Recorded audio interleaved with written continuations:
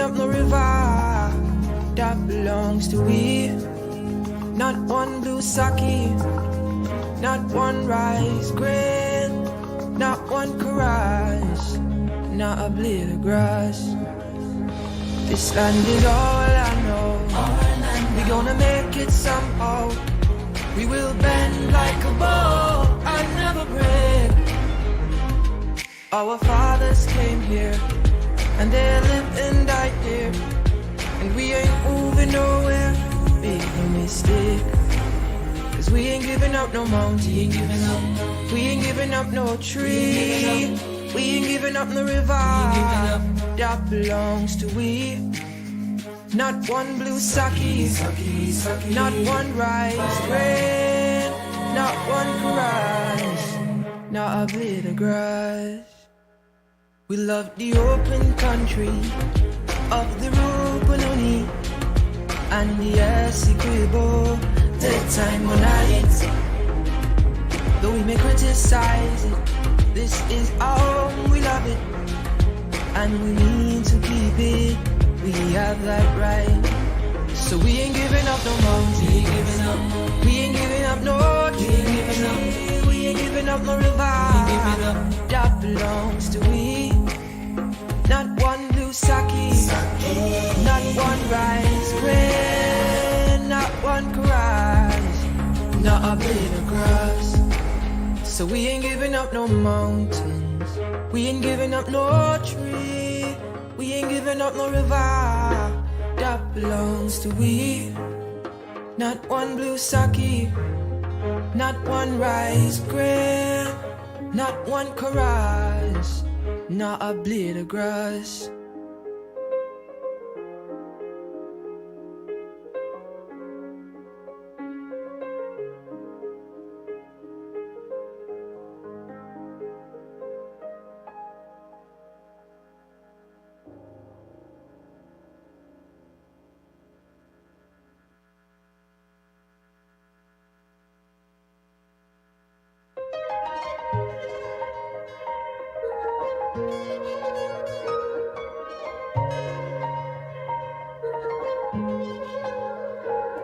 We are a peaceful people, struggle is we struggle, and we don't look for trouble, just ask around.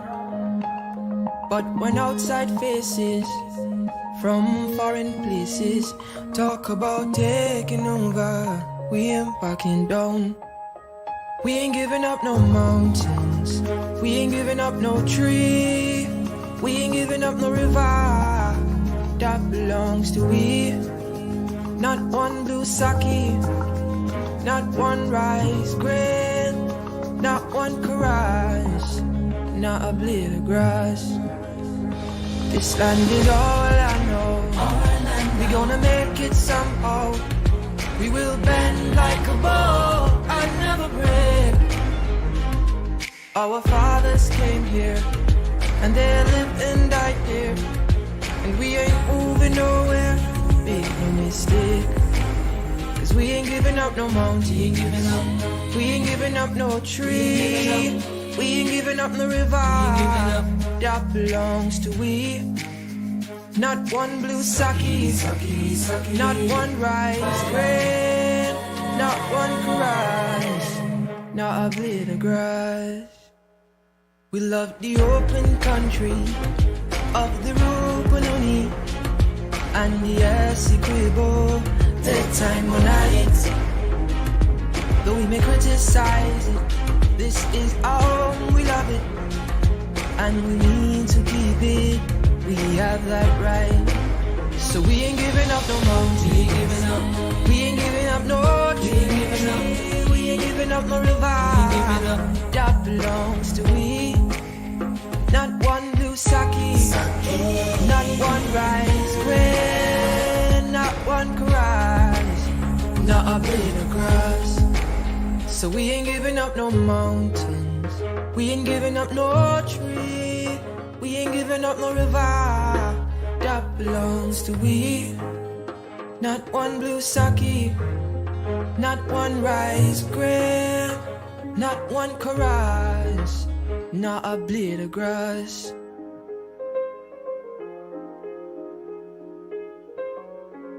Thank you, honorable members. Please be seated.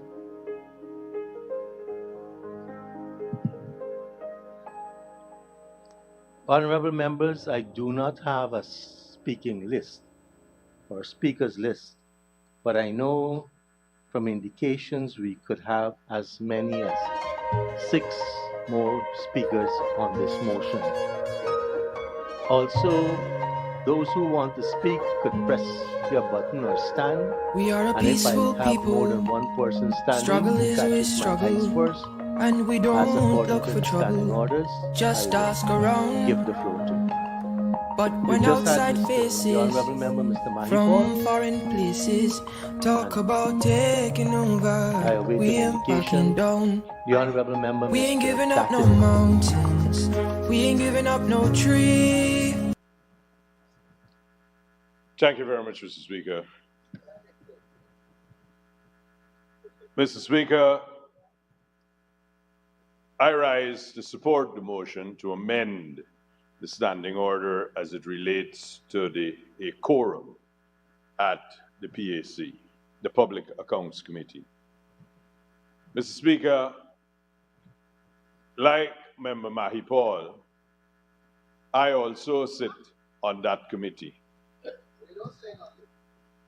Mr. Mahipal leads this House to believe and seeks to deceive, perhaps, those who don't know better, that what will happen if there is more participation is that somehow or the other there will be less transparency. Mr. Speaker, the things are mutually exclusive. If you have more participation, you are going to have better transparency. And with the greatest respect, Mr. Speaker, to the honorable member, Mr. Figueira, who is escaping before I tell him, he has no right to tell anyone about rigging, about votes, about transparency. These concepts, clearly, he does not understand the meaning of those words. Mr. Speaker, let me give one example, Mr. Speaker, of what takes place at the PAC. All that Mr. Mahipal seeks to have made reference to would have to be answered by the relevant accounting officer. So when we were doing 2017 and 2018, which incidentally we are doing together, which in my humble opinion, Mr. Speaker, does not serve the nation very well. The undue haste with which Mr. Mahipal and the chairman and the members of the opposition would like to proceed, the undue haste does not allow for proper scrutiny. Mr. Speaker, let me give you an example how this worked. The accounting officer for region number 5, when we were doing it, we were told he could not be found. We were told he had been written to on several occasions.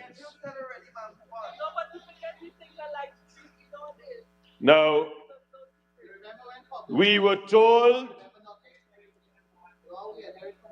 that we weren't sure where he was, so we couldn't send a notice.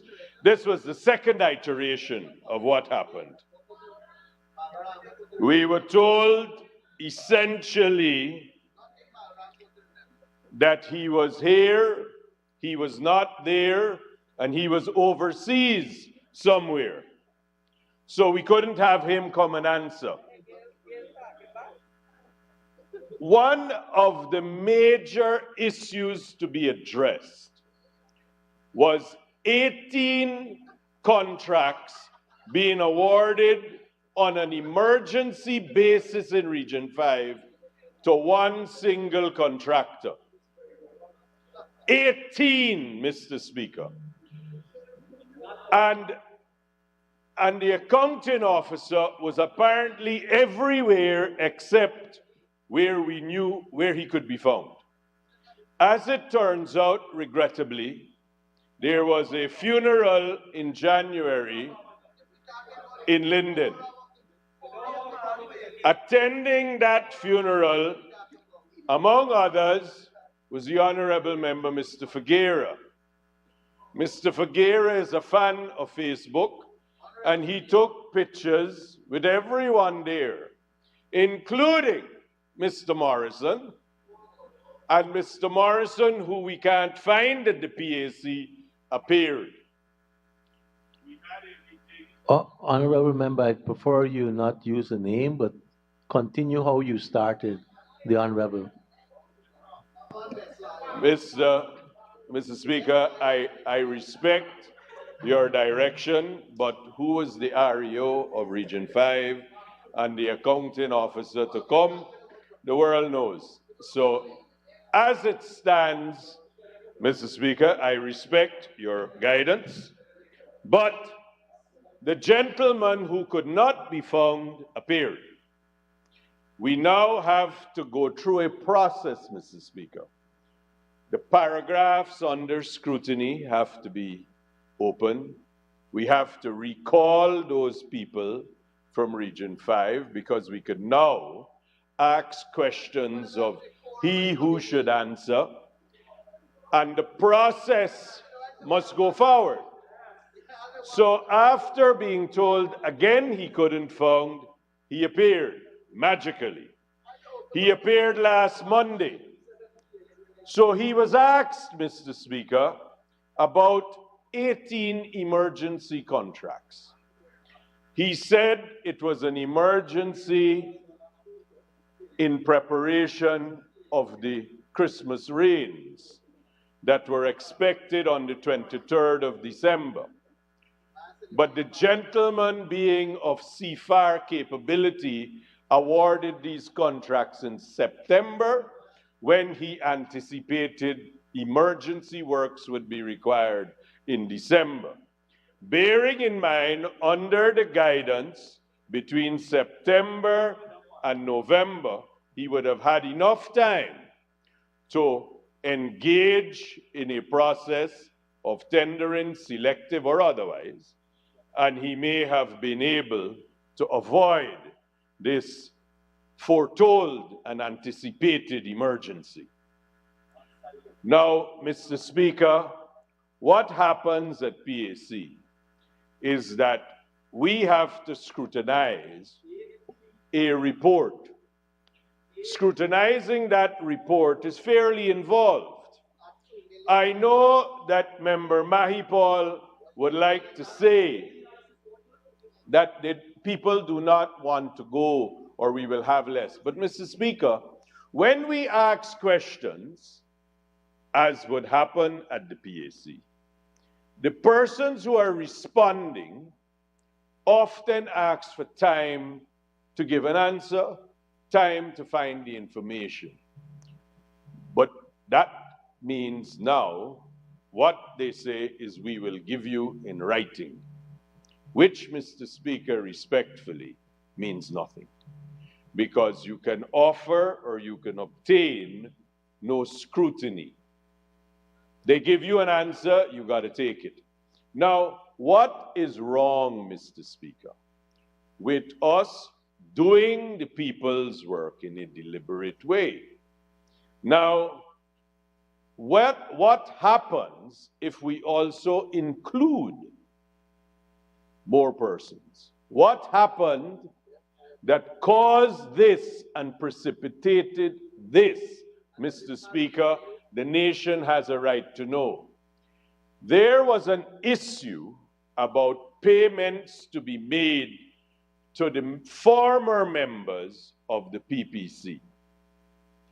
Those payments related to what they contended were an aspect of their contract. The PAC, Minister Teixeira, obtained from the Honorable Attorney General some advice on what could happen. Now, there was uncertainty about a meeting in December, and as a result, the notice was not sent in time, it was not known. The members of the government side did not go.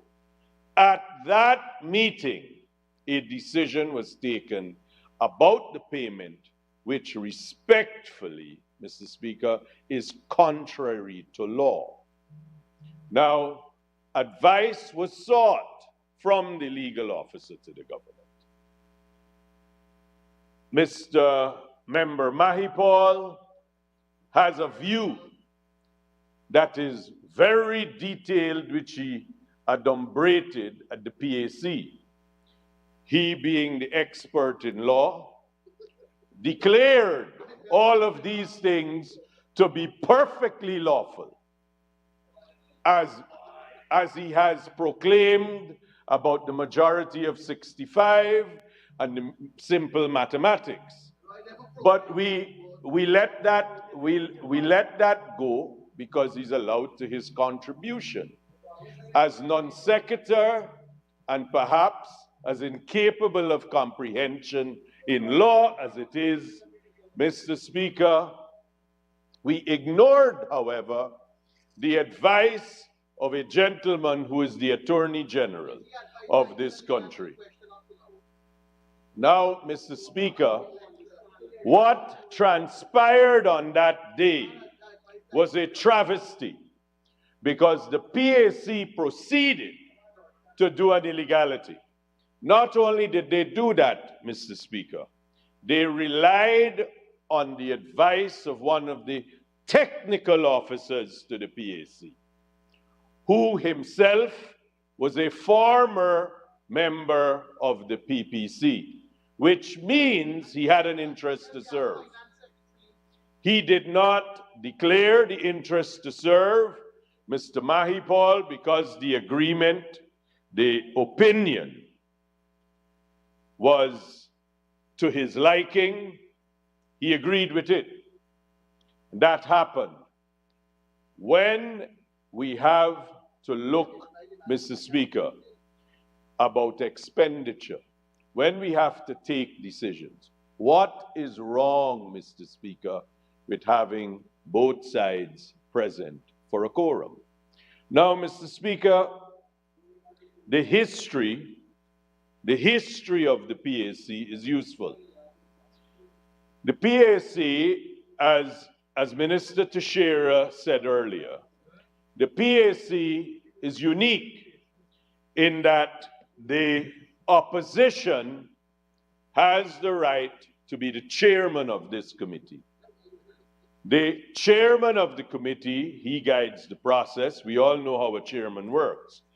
But what should happen and what should take place, all of the consultations that were had for this change to take place, was that we should have all of the side, or both sides of the House, be present and participate. Now, when you ask why the rush, Mr. Speaker, the answer is simple. We have the situation where years 2016, 17, 18, 19, and 20 are outstanding. Those years, the opposition were then in government. They were the ones doing the expenditure. And they are now the chairman of the PAC. The opposition member is. And he wants to move quickly. He wants 2016 to be done. He wants us then to proceed years, 2 at a time.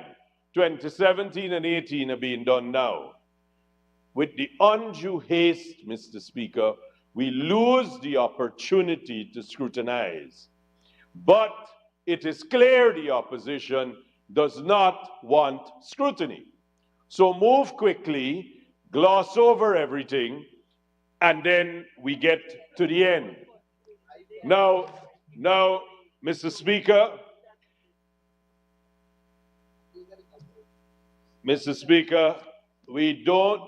I can't help you if you don't understand this English. Now, the issue, Mr. Speaker, of what happens when we ask questions.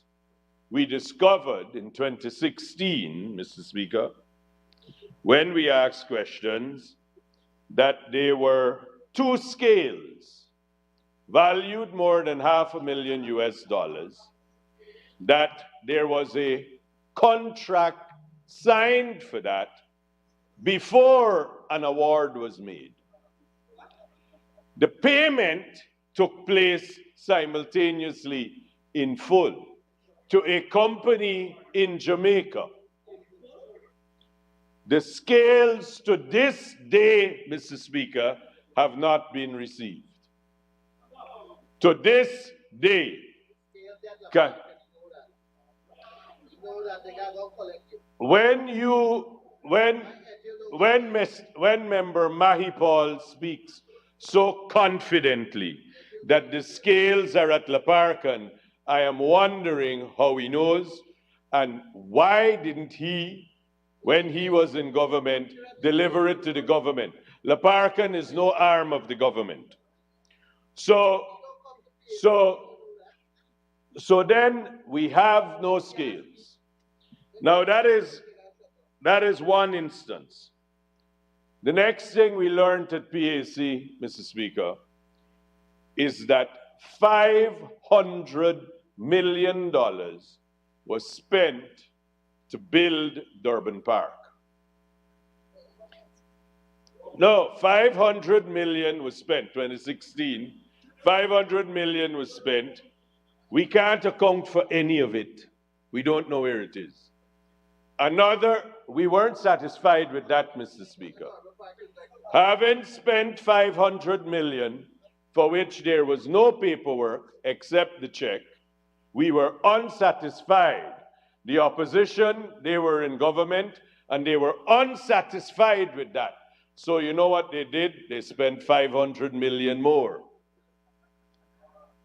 And we have not even the check now. So, Mr. Speaker, how do we require the accounting officers to produce information when what we want to do is rush through it all and gloss over it? Because the only way that we will maintain the intensity required is if they have to come back with the answers, come back with your documentation. Now, exactly, so Member Mahipal has finally had a light bulb moment.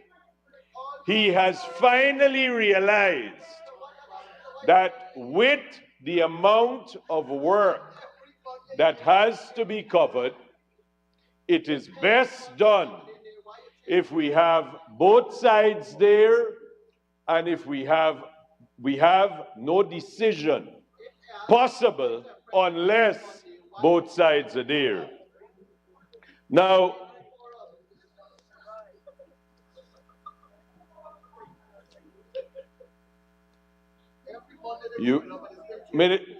the explanation,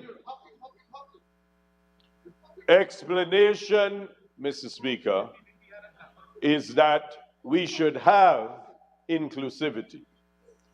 We should have more of the membership being present before decisions can be taken.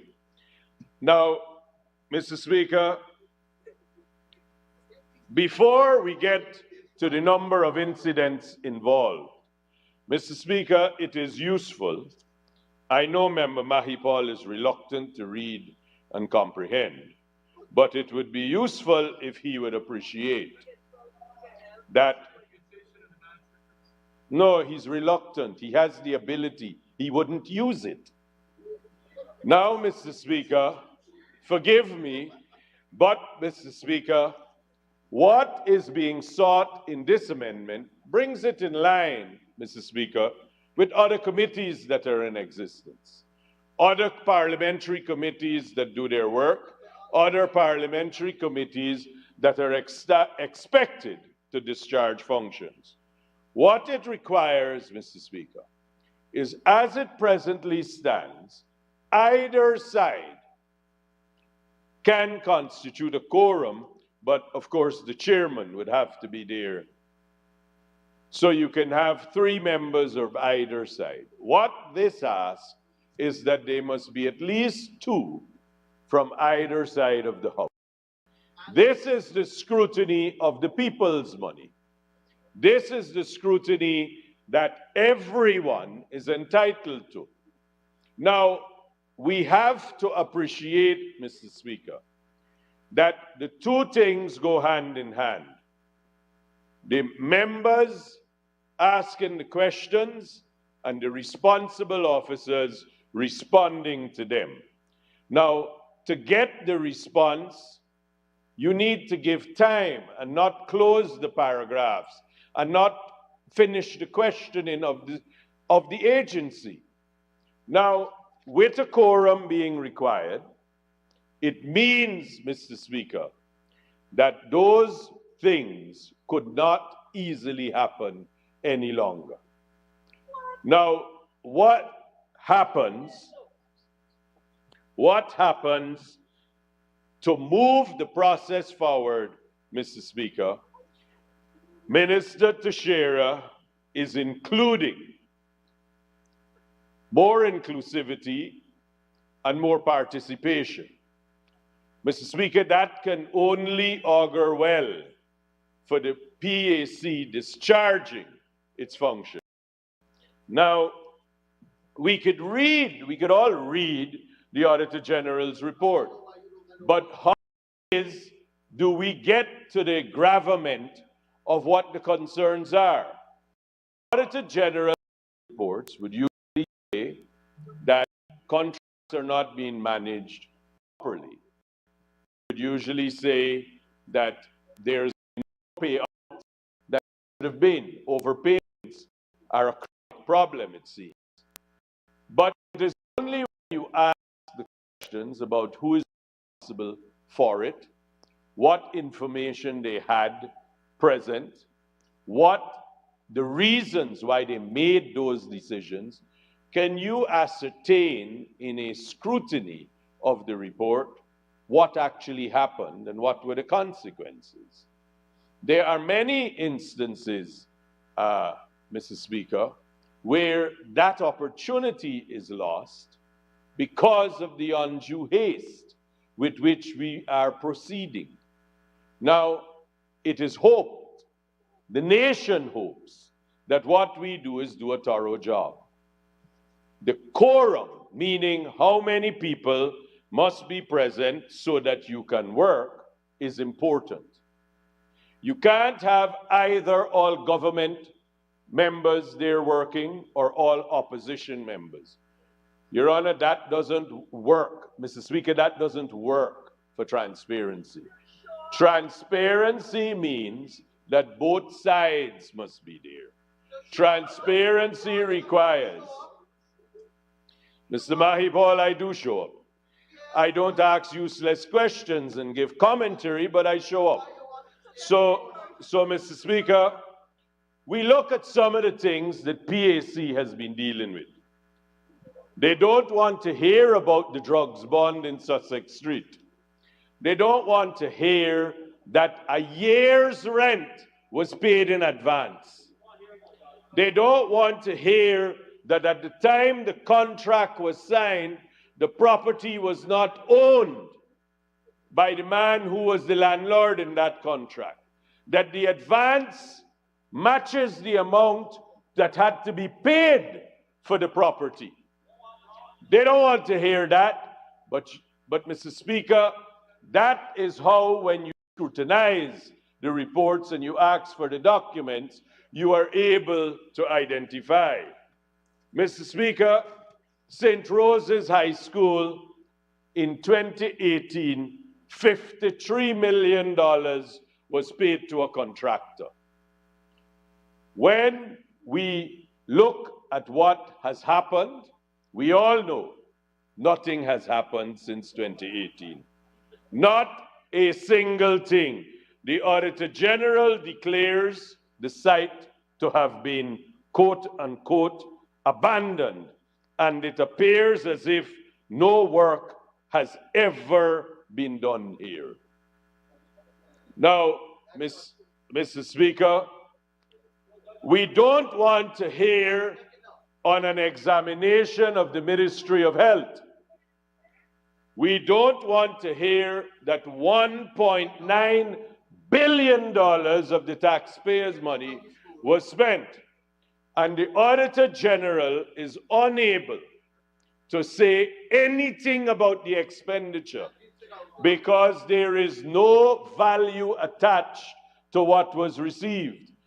He knows 1.9, I believe 1.98 or 95 billion was spent, but we don't know the value of anything that was received.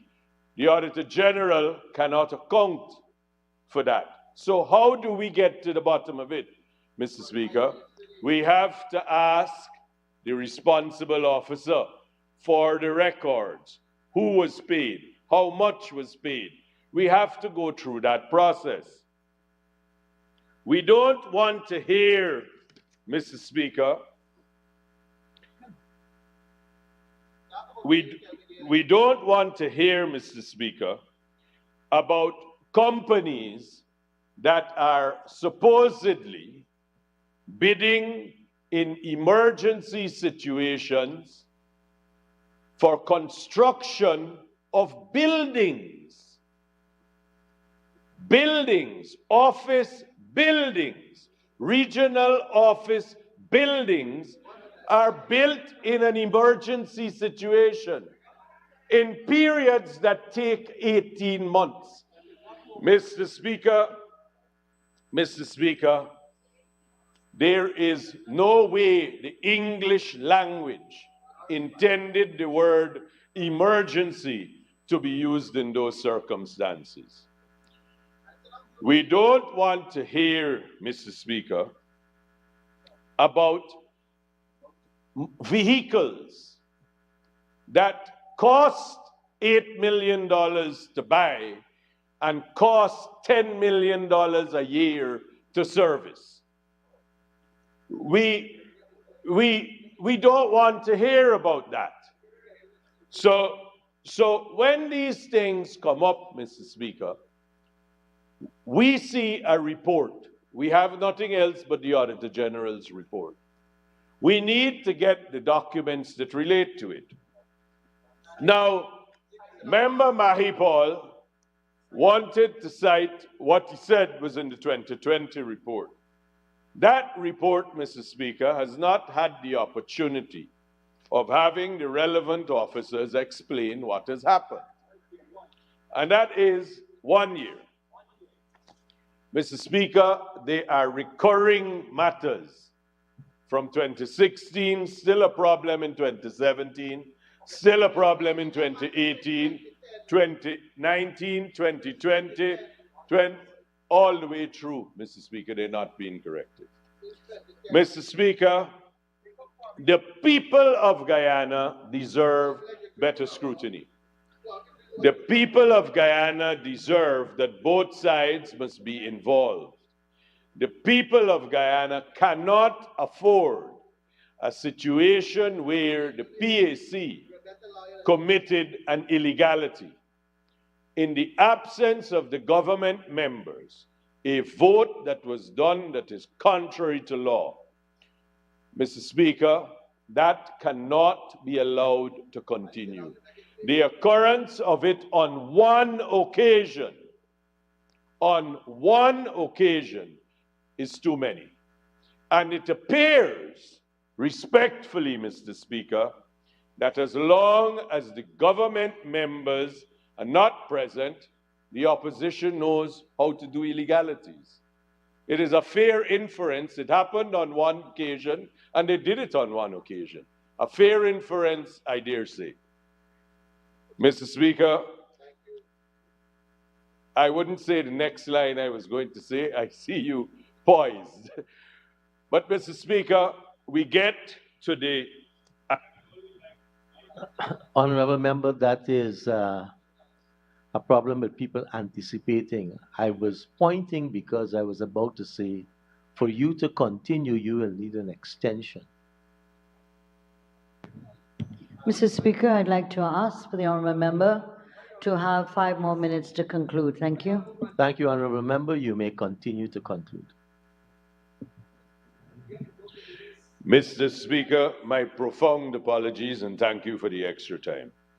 Mr. Speaker, what it says is that what it says in the amendment, Your Honor, is worth repeating. A quorum shall be 5 members.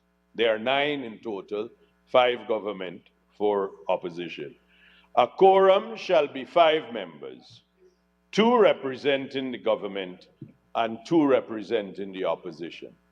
Mr. Speaker, that allows for fair participation. That allows for a fair quorum. The previous way the rule was, Your Honor, is 5 was required, 3 was required, and they could be all from one side of the House. Mr. Speaker, that is unsuitable. That is inherently, that in itself, Mr. Speaker, inherently lacks transparency. It does not augur well for public confidence. Both sides should be there. And then, Mr. Speaker, we have to accept the realities that if we allow only one side to form a quorum, either side, it is not to the benefit of the nation. And the amendment itself is to permit or to require 2 from each side, Mr. Speaker. That is eminently fair, it is democratic, and it allows for transparency. I thank you, Mr. Speaker. Thank you very much, honorable member, Mr. Gatadin. Honorable member, Mr. Ramjatan. Thank you very much, Mr. Speaker.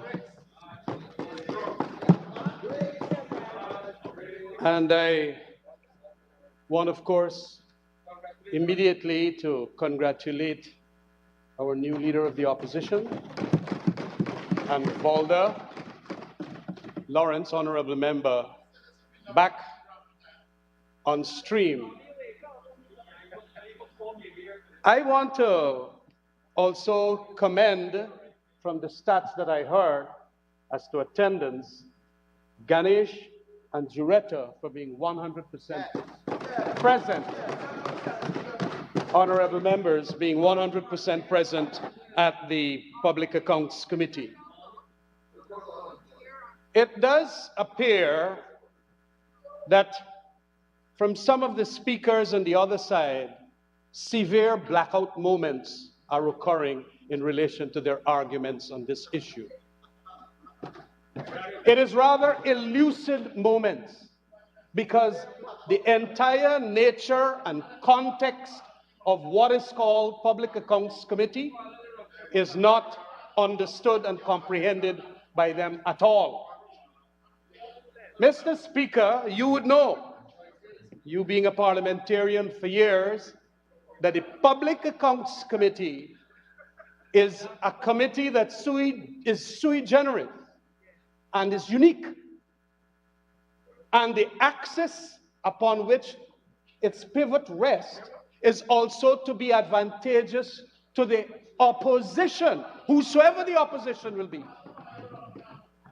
And you know, just now I heard from Mr. Sanjeev Dattadin, honorable member, talking about fairness and balance and all of that.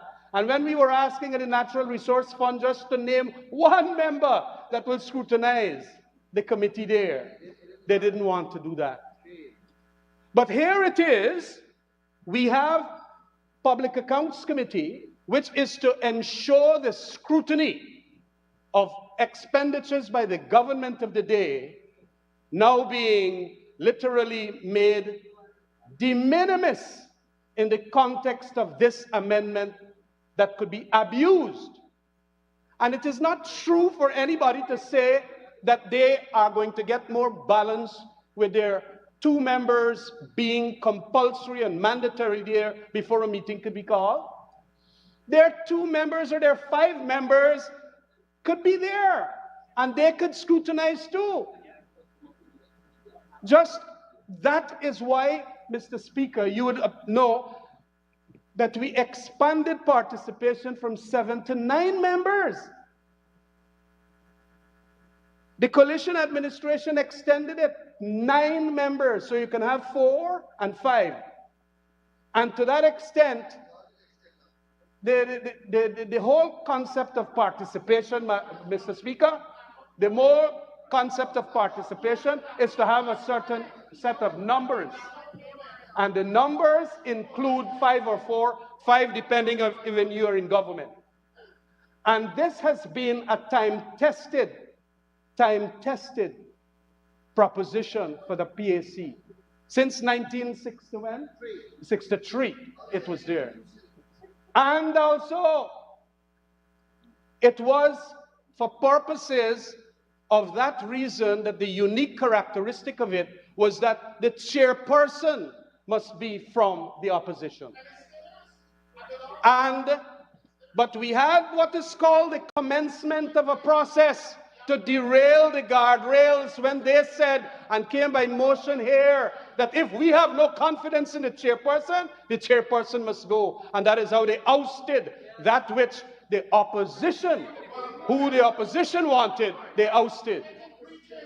Mr. Speaker, this is an extremely dangerous development. It is a development that is now, in a sense, against the time-tested. And this is happening in England, the mother of all parliaments, whereby these things occur and the attributes remain for centuries. But you know what they want to do? They want to collapse the sacrosanct nature of the Public Accounts Committee. They want to rule by what you call the tyranny of the majority here. That is what we are having. And it is what you call, rather than the rule of law, we have what is called the law of the ruler. And so that they now will ensure that this happens. Mr. Speaker, the guardrails have started already collapsing. Judicial Service Commission not there. Public Service Commission not there. Teaching Service Commission not there. Natural Resource Fund Board not there.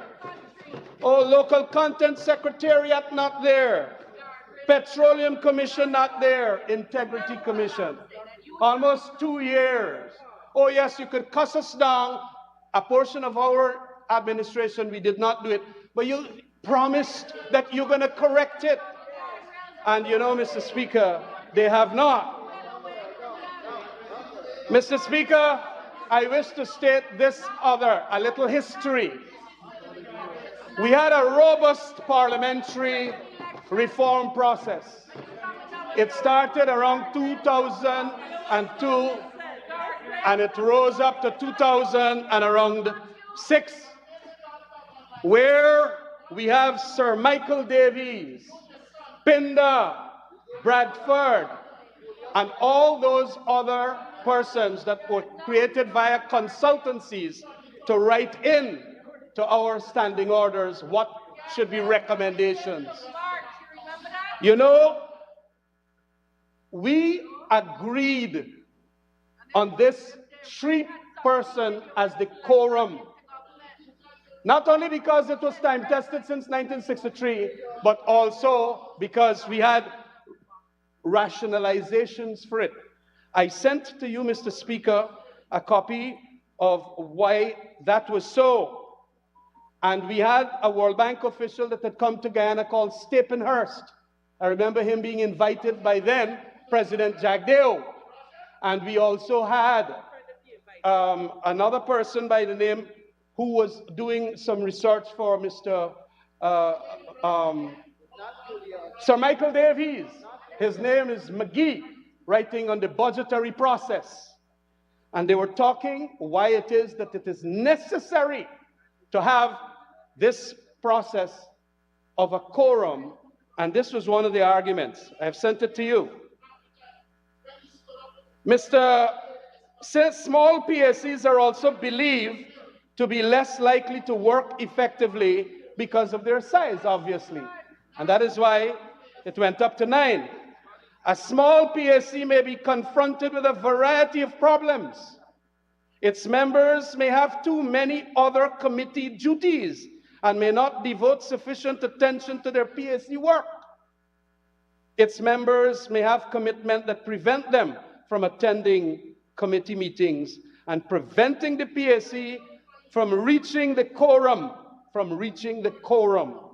Or the committee may be dominated by government-affiliated MPs who have little intention for effectively scrutinizing the expenditures of government that they come from. That is what it is. So you have today an amendment to a time-tested, time immemorial. This thing is there. Why touch it? When we did what we did in relation to the amendments to committees and even to increase their sizes, we never touched the core rate proposition. We always left it at 3 because we found that it was enshrined by the time and also enshrined because of the sense, the common sense approach that is made of it. And when you talk about the issue, of it will be fairness and balance, that is a sleight of hand, a complete sleight of hand to ensure now that controlling it by virtue of having 2 members of the government side to form a quorum, which could very well stultify and stifle the work of that committee. We never wanted to deny government people their right to be in that PSC. They just got to show up. And if they don't show up in accordance with the nature and context of that PSC, the work will get done by 3 members of the opposition proceeding with the work. If they don't want to show up, well, that is it. But if you now go and implant on a standing order that was there for such a long period of time, time-tested, and in accordance with all the other in the Commonwealth countries of the world, you are making, obviously, some oblique motive be your motivation. And that is why it was very commendable when Ganesh Mahipal spoke, indicating what it is that is there. So this reform process that we had, which ensured that we did not touch the 3-member committee, the 3-member that created the quorum, had tremendous, good, cogent, compelling reasons behind it. What it is that the 3-member committee can do too, and it has been written in the literature, is that it compels the government members who might want not to be there to come there. That is what it does. Because you can very well have, when you've set up what you're now trying to set up, and to entrench quorum to mean the 2 members of the government side must be in this committee, it then ensures that you take away their compulsion of wanting to be there by virtue of not staying away, and as a result of the staying away, the work not getting done. And you know, Mr. Speaker, I really couldn't understand why it is that they put in this whereas clause, whereas standing order number 83.5 provides in the Parliamentary Management Committee a certain quorum of 5 members and so on. We're talking apples and oranges.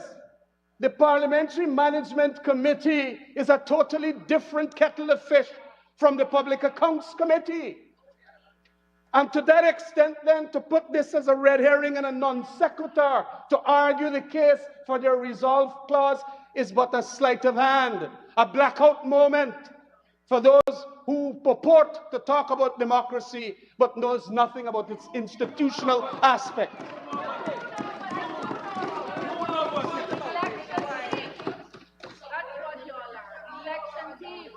Mr. Speaker, what we have here is a galloping erosion. That is the galloping erosion of our institutions in this Parliament.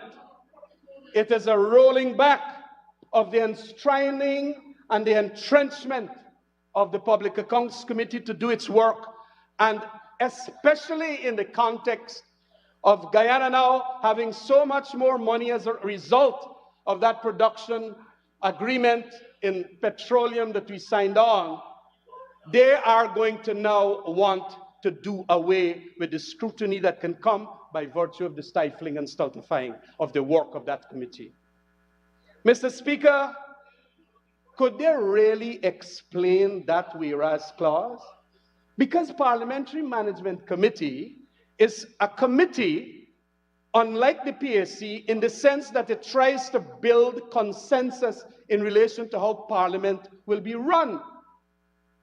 But by the very nature of a Public Accounts Committee, you have to have fierce and fiery, independent calls made on government spendings. That is a component of democracy in relation to financial arrangements that is necessary.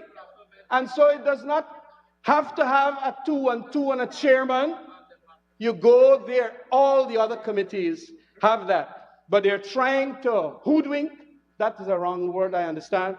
But whatever, the bamboozle is probably the word. Or they're trying as best as possible to steer our gaze away from their motivations of not wanting to do the correct thing. And that steering of the gaze is by saying, like, you know, the Parliamentary Management Committee has a 2-2-1 chairperson, and let me put it like that. No!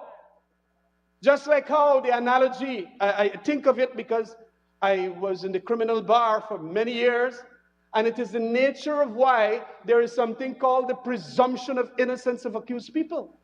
Why they got to be judged by their peers. Because when there is a prosecution by the state and all its resources, it could be disadvantageous for justice if you don't give the presumption and a jury to a minuscule accused.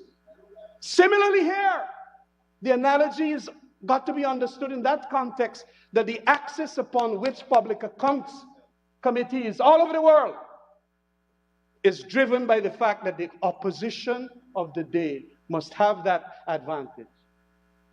What we're seeing here now is a taking away. It is a rollback, a tremendous rollback. And it is, of course, another aspect in this galloping erosion of institutional democracy. It must not be allowed, Mr. Speaker. Mr. Speaker, I also wish to touch on this aspect of the needs assessment. I come back a little on that. When we were doing the needs assessment of Parliament during that very robust parliamentary era of around 2004, 2006 period, and even extended, we made sure that we went into all of these committees and even the other committees that we created for purposes of ensuring that there is an element of not a tyranny of the majority. Not a tyranny of the majority. And that is why we got photocopies of the standing orders of the National Assembly, Mr. Speaker. And the introduction, what is called, I think, note on the standing orders. The standing orders of the National Assembly were amended in 2011 by the Special Select Committee on the report of the drafting standing orders. I was a member of that committee. Honorable Member Gill Teixeira used to say that I never used to attend meetings. Members worked assiduously in conducting meetings over a 4-year period where they carefully considered each order. That is what we have here in the standing orders, where they carefully considered each order, making deletions, insertions, and also ensuring that the language be gender neutral. Also included for the first time is a compendium of the rulings of the Speaker. On the 21st of July, the report of that draft standing orders was adopted by the National Assembly. Why we adopt the thing? We adopted it, and each one of those, and I was trying my best to get the Hansard of that standing order committee, but I couldn't get it. But it will obviously state therein the rationale why we want a 3-man quorum to make that work of the PAC move forward. And so we have it. It is written here by Mr. Sherlock Isaacs, writing that. These amendments were incorporated into the standing orders, which have been reprinted for circulation to members of the 10th Parliament. What law reform? As I am saying, it is a rolling back of the true democracy that we had in that period and the robust parliamentary period. Why are you going to go roll it back? You know, and you call it, and they are, you know, they are almost Goebbelian in their propaganda, that this is but an evolution into a higher order. This is not so. It is reckless, and it is a rollback. It is a retrograde step, and it should not be countenanced by the parliamentarians here. I don't know if the younger parliamentarians of the government side does not appreciate what we did during that constitutional and parliamentary reform process. It seems that they never understand it. And so it is important that we get there. Mr. Speaker, we also inserted, well, not inserted, but they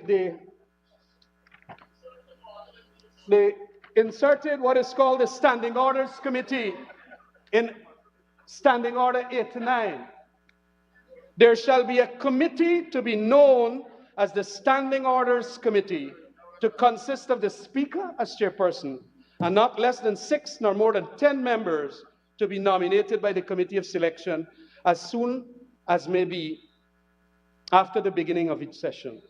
It shall be the duty of the committee to consider from time to time and report all matters relating to our standing orders, which are referred to in the Assembly. Mr. Speaker, we create institutions like this in that parliamentary process. Standing Orders Committee. So what? It is there for decorative purposes? Are we just there to have it on some shelf now for the purposes of not in any way ensuring that now that we want a change, the Standing Orders Committee as a subcommittee dealing with this thing should not have dealt with it before? I am very surprised at Gail, honorable member, for taking this course of wanting to do basically an amendment of an entrenched position, a parliamentary entrenched position. Just like in our Constitution, we have certain entrenched clauses. We have entrenched standing orders. This is one of them. And you feel now that you can come here by a majority and you just go and you argue the case that, look, we change it. And you know, they spread the word around like gospel, even coming from Bishop Wanedjil, honorable member, that indeed this thing has godliness about it. It is the devil here, and we must see under the veil what the devil is. Mr. Speaker, all of these are reasons why we should not persist with this thing. It should have gone to the Standing Orders Committee. I must commend my friend, and although they laugh at him and say he's playing lawyer, he is smart enough to understand that in the written way it is done here, the formulation, it means that if that chairperson is not there, you can't get a meeting. And so it is important then that that also be amended. Mr. Speaker, this thing has tremendous detrimental impacts in relation to our financial scrutiny by this committee. This is the important committee, probably the most important committee of Parliament, the Public Accounts Committee, because it's the Parliament that in a government or the executive branch that spends the money.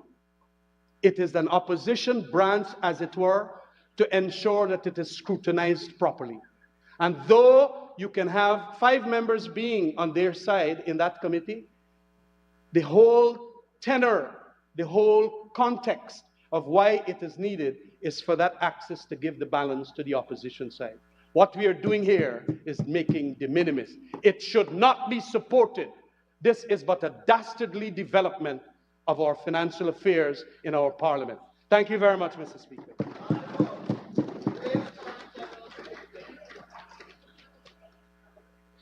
Thank you very much, Honorable Member.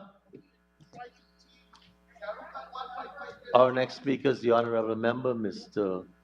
Dharam Kumar Siraj. Mr. Siraj. Thank you very much, Comrade Speaker, for allowing me this opportunity to make my contribution to the amendment proposed by the Honorable Minister of Governance.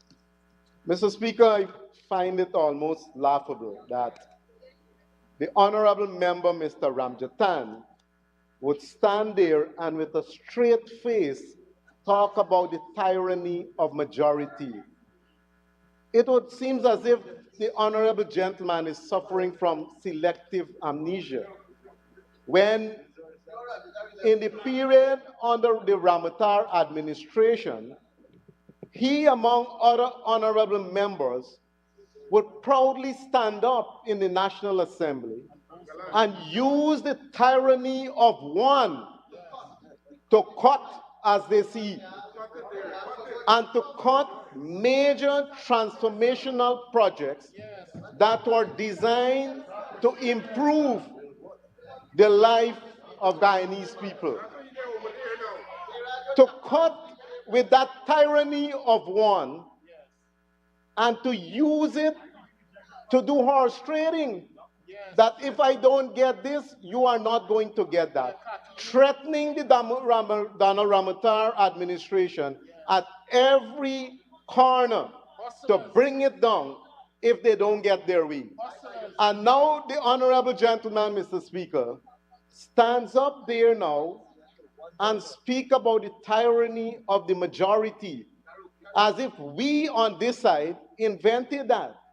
And if we on this side are trying to do things not to the betterment of our people.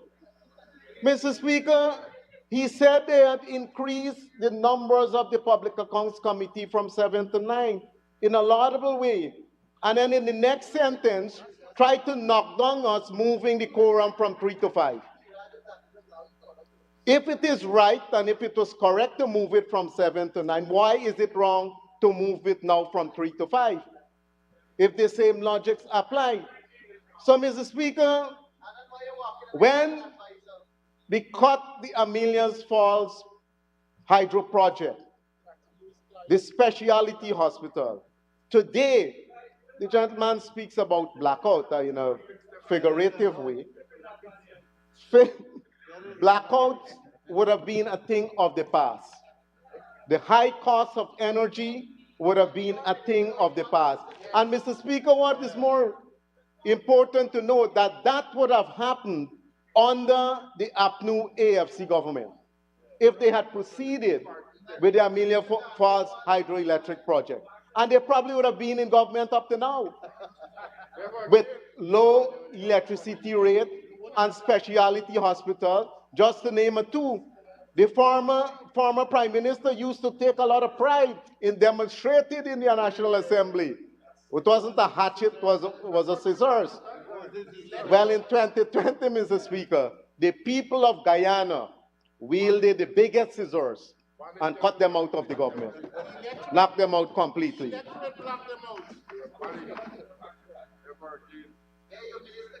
Mr. Speaker, you know, the Audit Act, the Audit Act of 2004, Act number 5, Mr. Speaker, and the Fiscal Management and Accountability Act of 2003. Both of these acts, Mr. Speaker, speaks to the submission of the Auditor General report and stated conclusively and definitively that the Auditor General report for the preceding years must be laid in the National Assembly before the 30th of the following year. And in making the presentation, some members of the opposition seem to be arguing against their own proposition. And whilst the Honorable Mike Paul was speaking about the PPP side wanting to delay discussion on the Auditor General report for us not to come to 2020, he brought 2020, Mr. Speaker. He brought 2020 to this National Assembly and by extension to the people of Guyana. And Audit Act 2004, Act number 5 of 2004, and the Fiscal Management and Accountability Act of 2003, both of these acts bring the Auditor General report to the people of Guyana before the 30th of the preceding year. So to argue that we will not get to 2020 or 2021 by 2025 or 2024 is a moot argument. 2020 is already with us. The honorable member used it. And Mr. Speaker, I'm happy that he did it. What he did not tell the people of Guyana is that for the year 2020, the Auditor General findings most likely would have been related to the performance of the AFC, APNU, because they were in the government. They were in the government legally up to March, and they were squatting in the government from March to August. And that was when most of the spending were eluded parliamentary scrutiny. Eluded parliamentary scrutiny in the year 2020. And Mr. Speaker, the budget for 2020 was laid in Parliament, I think, in September of 2020. And this administration came into government then. So a lot of the spendings and a lot of the report that the Auditor General would have highlighted in the report, when we get to 2020, Mr. Speaker, will be another matter, because then the honorable members of the opposition might want to rush it through, as they wanted to do now. Mr. Speaker, I recall a few weeks ago in this current PAC, when the Auditor General laid the performance audit as it relates to the cash grant of 2020. The honorable member, Maipal Ganesh, was ecstatic when he read in the report that there were a lot of illegalities and pointing to areas of corruption in the disbursement, as highlighted in the report. And he wanted to run to the press, and someone must have whispered to him that this audit was done when the AP and UAFC was in office. And he went quiet. He was in high praise of the Auditor General then, Mr. Speaker, for bringing out this report. And when he saw the date of the report, the gentleman went very quiet. And no further discussion on that matter we heard. So, Mr. Speaker, we got to be very careful when we are talking about these things. Mr. Speaker, I hear issue about attendance. And, you know, since COVID-19 would have offered us the opportunity to partake in Parliament, in committees discussion on the virtual basis.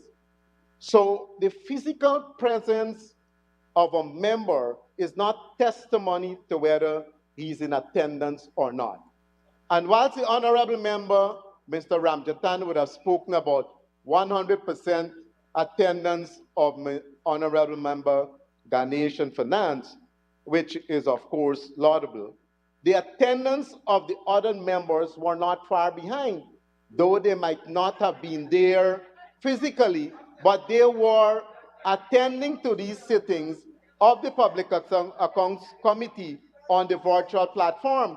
So much so, Mr. Speaker, I recall the Honorable Member, Minister Bishop, and to a lesser extent, the Honorable Member Sanjeev Dattadin, complaining bitterly about how the platform, the Zoom platform, was placing them at a disadvantage because they were not getting the floor when they indicated an intention to speak, and then they were muted in some instances.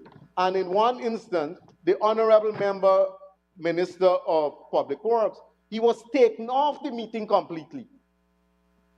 So the virtual platform, whilst it provides, it can be used advantageously in some instances, there are a number of shortcomings in other instances.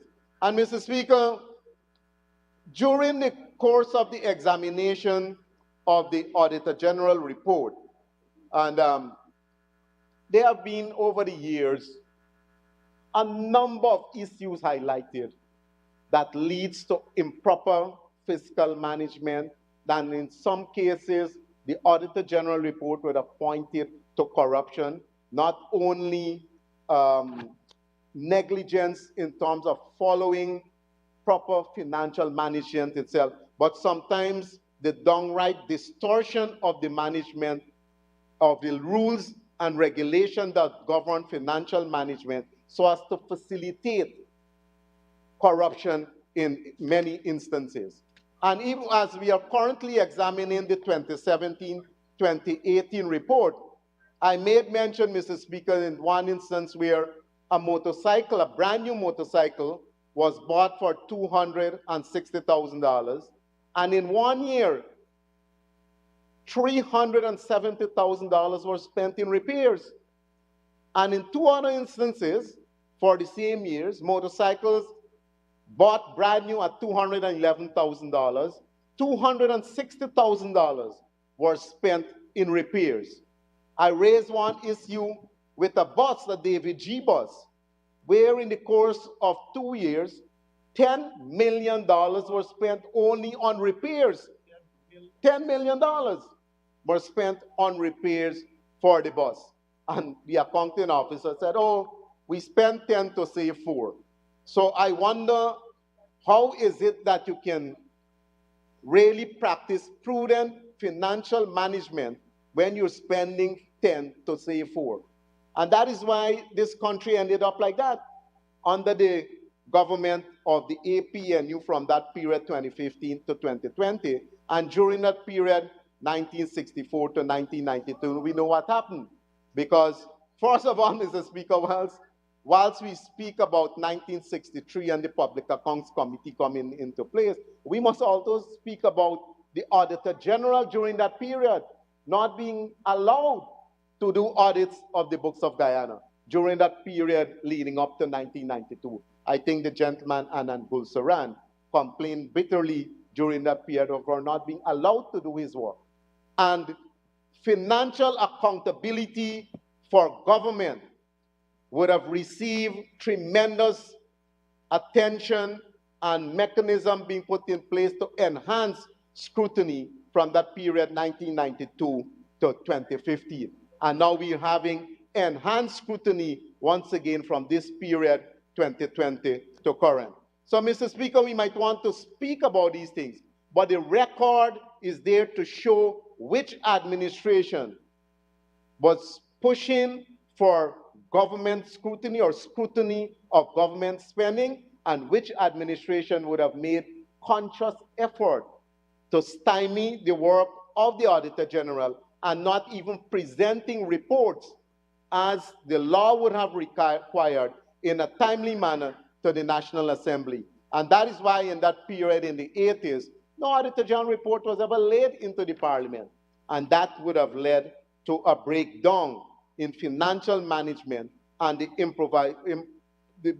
country being driven into poverty. So much so that, even those who were supporting the PNC that time in the government were forced to move towards electoral reform to ensure the return of democracy and a government by the people, for the people, as happened at the start, October 5, 1992.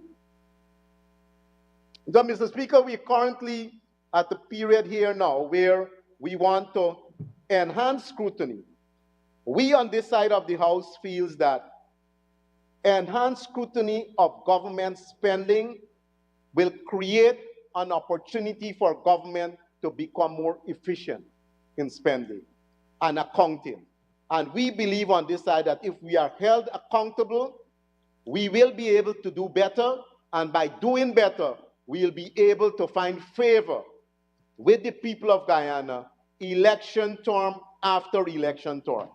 And I think it is of critical importance that government must be held accountable. And that is why we on this side of the House, we want to promote scrutiny of government spending, and we want to bring accounting officer to the books. We want them to be made accountable to the people, and year after year, I am certain, Mr. Speaker, that we on this side of the House, we will get better and better at government spending, because whatever we do will be scrutinized by the opposition, by members of the government. Going through the Auditor General report, the recommendations will be made, and those recommendations, we will see that they are enforced. Right now, we can say that based on the examination of the auditor report, there are rooms for improvement, and that is why we are even promoting training of accounting officers, whether they're prominent secretaries, regional executive officers with their staff and all of that, to interact with the Accountant General Office, to interact with the Auditor General Office, and at the cabinet level and at government level, we are ensuring that these things happen because we want to stay in the government. We want to be accountable for government spending. We want to be efficient. We want to be scrutinized. And we want the people to hold us to proper governance. And in having proper examination of the Auditor General report, that will help us in the process of providing good governance, and that will help us to make us more electable as the time comes. So, Mr. Speaker, the arguments presented against the motion basically was going into examination of the Auditor General report, which I don't want to get into. But, Mr. Speaker, I want to say that I support the amendment as proposed by the Honorable Minister, and I'm certain that members of the House will find it favorable and vote in favor of its passage. Thank you very much. Thank you, Honorable Member.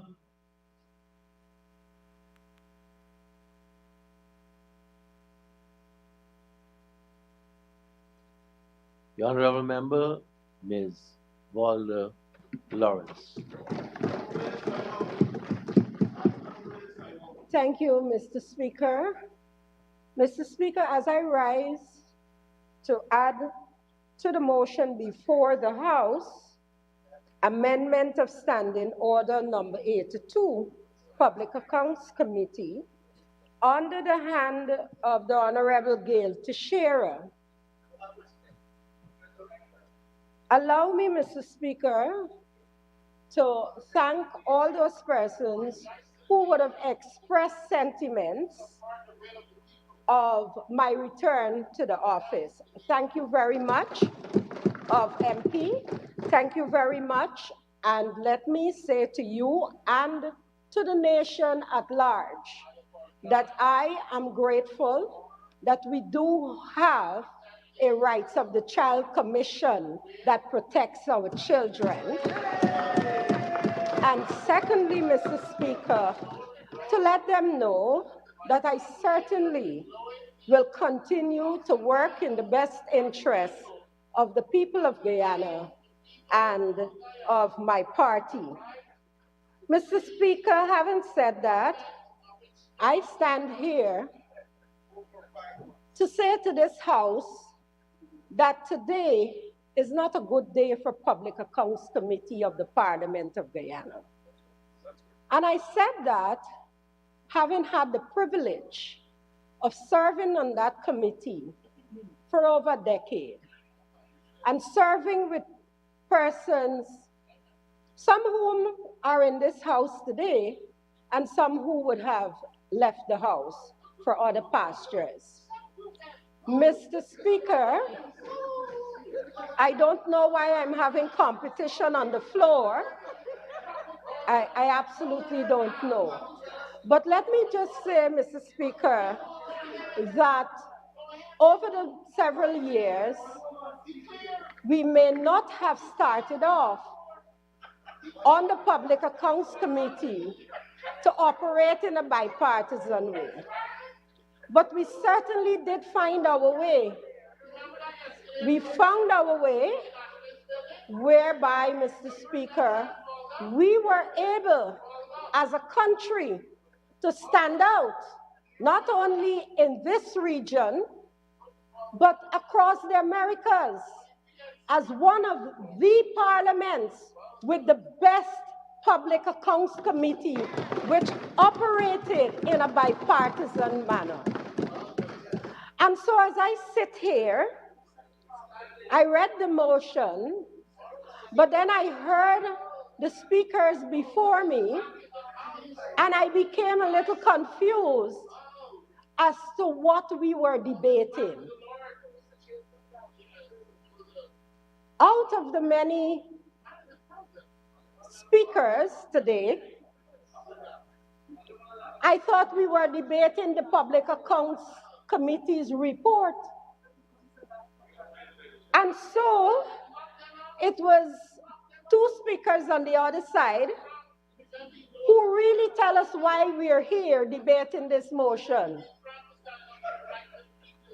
The Honorable Teixeira and the Honorable Edgell. While the motion says that we must seek to bring the quorum of the Public Accounts Committee in tandem with that of the Management Committee, so that we can be able, Mr. Speaker, to ensure that both sides have a say in the decision making. One, from the PMC in terms of the parliamentary business, and on the PAC in terms of the Auditor General's report and any other matter that is before the Public Accounts Committee. But the crux of the matter, Mr. Speaker, has to do with a decision that was taken at the 26th meeting of the Public Accounts Committee. That is why we're here with this motion. Nothing else. It has nothing else than what transpired on the 26th meeting. Mr. Speaker, we heard from the Honorable Edgell, I think it was, that the notice for that meeting was sent out and it had one item on the agenda. One item.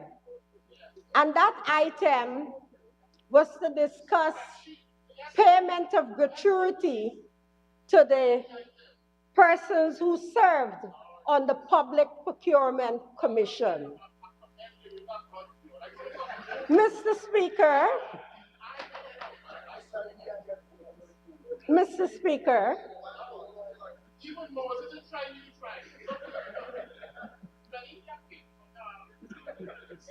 that notice was sent to all members of the Public Accounts Committee. I have not heard anyone said that they were not in receipt of the notice, and hence they were in receipt also of the agenda item.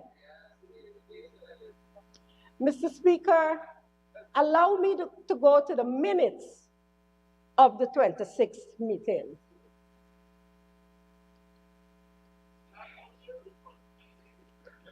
Mr. Speaker, it says that the chairman of the Public Accounts Committee, Mr. German Figuera, MP, was in place, and other members for the People's Progressive Party, Civic PPPC, were Honorable Gail Teixeira, MP, Minister of Parliamentary Affairs and Governance, Government Chief Whip, participated virtually. Honorable Bishop Juan Edgil, Minister of Public Works, participated virtually. Mr. Sanjeev Dattadin participated virtually. And then it had Mr. Honorable Siraj, Honorable Mahadio there. Mr. Speaker, it also goes on to say that present were from a Partnership for National Unity, Alliance for Change, Mr. David A. Patterson, Ms.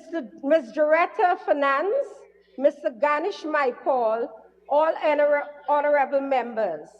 But also at that meeting were advisors, Mr. Deodat Sharma, Auditor General, Mr. Sukrishnalal Pasha, Finance Secretary, participated virtually. Ms. Jennifer Chapman, Accountant General, participated virtually. And then you have the officers of the Auditor General and the clerks, etc. What we ought to take note of, however, Mr. Speaker, is the details. You know, it's the details. It says at item 3, circulation of documents. The following documents had been circulated prior to the meeting. 1, notice of the 26th meeting dated November 20, 2021, and 2, letter dated November 25th, 2021. And Mr. Speaker, this is where the crux is, because it says that the letter dated November 25th, 2021, from Mr. S. Pasha, Finance Secretary, gratuity for members of the Public Procurement Commission. So the matter at hand, Mr. Speaker, end of quote here, I'll come back to this. The matter at hand that we are hearing why this motion was brought to ensure that the government side is always present whenever there is a holding of the Public Accounts Committee. According to the members on the other side, it's because the Public Accounts Committee, in the absence of government members, agreed to pay the persons who were commissioners on the Public Procurement Commission gratuity. That's the crux of it. And they're saying that they had no right to do so.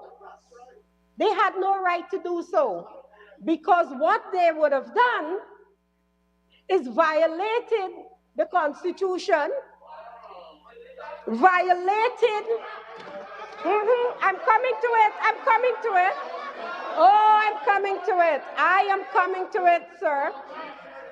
That they have ensured that without consent, that they have placed a burden on the consolidated fund for which they don't have any right to do. Well, sir, if they don't have a right to do it, then we would expect that if the Finance Secretary receives a letter from the Public Procurement Commission requesting the body which has the authority to negotiate with it, its gratuity, payments and allowances, etc., then the Finance Secretary should have so advised the chair of the Public Accounts Committee, but he didn't do so because he too was a member of the PPC. So to come here and beat up on the opposition to say that they use their numbers on the Public Accounts Committee to give these members gratuity because no government member was there. Come on, Mr. Speaker. The finance secretary is a creature of the Minister of Finance. So how can the finance secretary send a letter which ought not to be sent according to the members on the other side? And I wish she would stop shouting, Mr. Speaker, so that I can continue to speak. I have the floor. Mr. Speaker, let me go on to justify what I'm saying, because in the very minutes we see listed here, noted is what I'm talking about? I'm asking you to go to the minutes. Go to the minutes. Yes, and I'm not here to talk about what is in the Auditor General report, honorable member. I'm here to speak to the motion and what is being implied on the floor, that it is the opposition who is trying to ensure that they do things behind the back of the government members.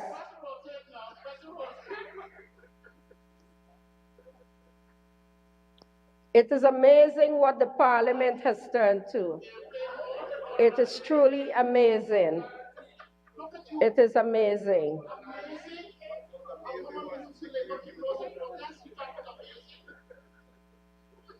I guess we're talking about each other. Mr. Speaker, just bear with me a minute.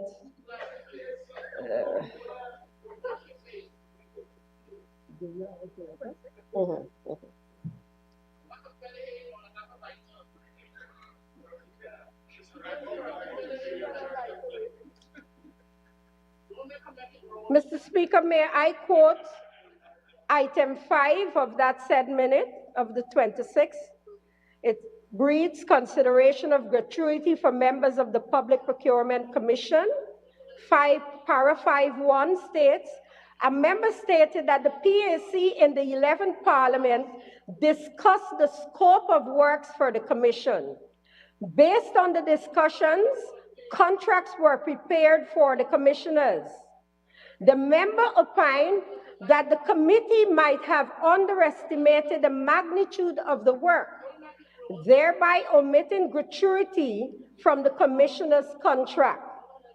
Members thereafter supported the request for the payment of gratuity to the commissioners. The chairperson indicated that the issue should be addressed in keeping with Article 212(z)(8) of the Constitution of Guyana, which states that, and I quote, the emoluments and allowances payable to the members of the Commission shall be determined by the Public Accounts Committee in consultation with the Commission, end of quote. In addition, Article 149B of the Constitution of the Republic of Guyana stipulates that, and I quote, every public sector worker shall enjoy an absolute and enforceable right to any person, pension, or gratuity granted to him or her under the provision of any law or collective agreement of any kind whatsoever, end of quote. Following a discussion that ensued, the committee agreed that gratuity for the commissioners of the previous Public Procurement Commission should be paid at a rate of 22.5% per month, retroactive from 2016 to 2020, end of quote. Mr. Speaker, as we heard from the members on the other side that what the PAC did at that meeting was one that the opposition sought to take advantage of the absence of government members. And as a result of them passing that which I've read, that they have acted in contravention of their purpose. And that is, they have placed a burden on the consolidated fund. And they have no right to do so. And so as a result of that, we, the government, must now police the opposition stones. But I will speak, Mr. Speaker. I will speak in this assembly or I'll speak outside of this assembly. But no one will stop me from speaking. Mr. Speaker, the Honorable Gail Teixeira, who brought this motion, and asks that we give consent to restructure the Public Accounts Committee's quorum as that of the PMC. This very honorable member stood in this house today and told us of issues which the PMC has. That if one member does not turn up, that the PMC committee, you said if one member, let me just paraphrase again, Mr. Speaker, she said if one member from the opposition, if only one member from the opposition turn up, then they will not be able to have a meeting because the quorum is 2 from the opposition, 2 from the government, and the speaker indicated to this house that there are problems in terms of quorum for the PMC. But yet come and ask us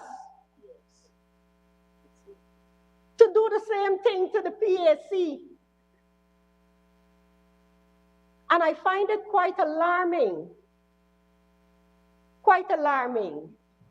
because I'm quite certain, Mr. Speaker.